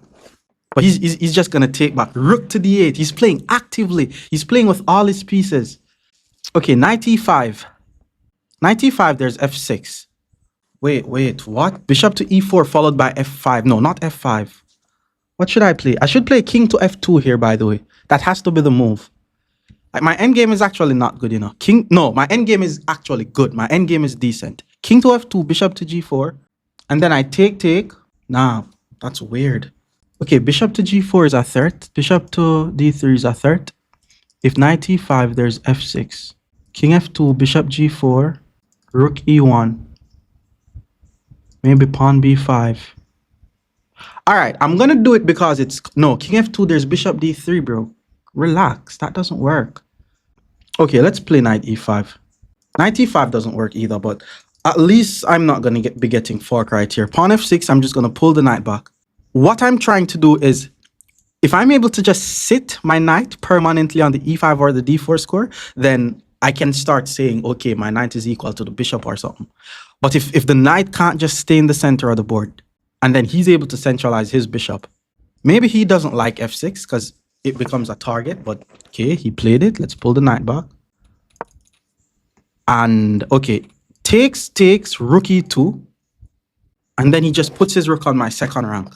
And I can't put my rook on his 7th rank. That's not even fair. Oh, but then takes, rook e2, there's knight d4, and I fork the rook and the bishop. That's crazy. So there's no takes, rook e2. So there's no rook coming on my second rank right now. Bishop to g4. He found bishop to g4 though. You see, when I was about to message this guy, I saw him playing with this 2100 guy, and they played like 200 games. Okay, my this is pinned. That's definitely pinned. And he's threatening to take, double up the pawn. Now I'm going to play king f2. Yeah, now I'm going to play king f2. I can't allow his rook to get to my second rank. That's the issue. If he takes, I takes. Maybe he thinks. No, he took the pawn on g7. Okay, now let's play rook to e1. Because somebody's going on somebody's second rank here. That's basically the whole thing that is happening. Someone is going to be landing on someone's 7th rank, or someone is going to be landing on someone's second rank. Guy has no time on the clock though. So he's definitely getting flagged at least. Which means the threat is to take the rook and then play rook e7. Wait, he took my rook. Do I take his... Which one of the rooks do I take though? Big decision. Personally, I think if I take this rook, he's going to play rook d7. And if I take this rook, he's still going to play rook d7. So might as well I just take this rook. Yeah, let's just take this rook. And if he attacks my pawn, I check and I take, and then it's just a weird drawn rook ending. But the guy has no time. You see? You see what he's doing? You see what he's doing? He's trading. He's trying to trade. He thinks that this is gonna draw because the position is drawn. He thinks he's gonna draw. That's not how chess works, son. All right, maybe let's... Okay, we're in the end game. We need to get serious now. because he's threatening to do this. But you don't want to be passive in the endgame. For example, rook e2, there's rook c3. So you have to just be annoying in the endgame. For example, moves like this. Moves like rook b7, annoying. Rook b8. If he pushes, that's a fork. But then there's rook b1, man. The guy's playing. Who is this guy? Okay. Pawn to f5. Prevents his king from moving forward. Because king activity is crucial in the endgame. You have to be careful with pawn moves, though. Rook to b2, I was expecting that. Because he's attacking this pawn. But I'm not going to move this pawn. Because if he takes this pawn, I take this pawn. So I'm going to move this pawn. So eventually I can move this pawn. And what I'm basically doing is I'm advancing my pawn majority. So he moved his pawn. I played g4, advancing my majority. And then I'm going to try to advance my king. Now he plays h6. I want to play rook here. But then he has king here. Wait. What if I play rook here? If he push, I check and then take. Yeah, let's try that. Let's play rook here. If he guards it with the pawn, I check and then take. He's definitely falling for that. Definitely. And then I'm going... Oh, God. What was this guy, though? Okay. Instead of taking this pawn, I'm going to check to push his king back. Then take this pawn. So that way he doesn't have connected pass pawns. But this is drawn, though. I'm not going to lie. This is just drawn. Okay, let's try king up. No, I take. It's drawn. I'm going to cheese him, though. I'm sorry. King up. If he takes, I play king up. And then I take this. And then I'm just going to try to do something with this pawn. Now I play king up. My king is more active than his. Remember what I told you? Somebody is going to be going on somebody's second rank. I told you. He's ahead by a pawn, by the way. Okay, I'm going to try to trick him. King here threatens mate. If the king runs here, I push. Okay, let me just wait a bit. No, but then there's... Let me do it. I'm going to do it. Threaten the checkmate. Oh, he checks. Now I take. This is drawn. My king is also cut off. He needs to keep my king cut off. The same way how I'm keeping his king cut off, that's what he needs to do. He pushed the pawn. Let's hit the pawn. And then he just needs to keep the king cut off. Okay, this guy knows what he's doing. Rook h5. Ah, nah, that's not the move. Let's threaten the mate again. He has to check. Move. Oh, this is just the... This is just a Philadors. This is just a Philadors drawn. Okay, let's try this. Yeah, this is just drawn. But I'm gonna flag him. I'm sorry, bro. The world is not fair. Like, in my defense, if you didn't use so much time, I probably would have won. You know, you probably would have blundered. I'm sorry. The world is unfair. And he lost.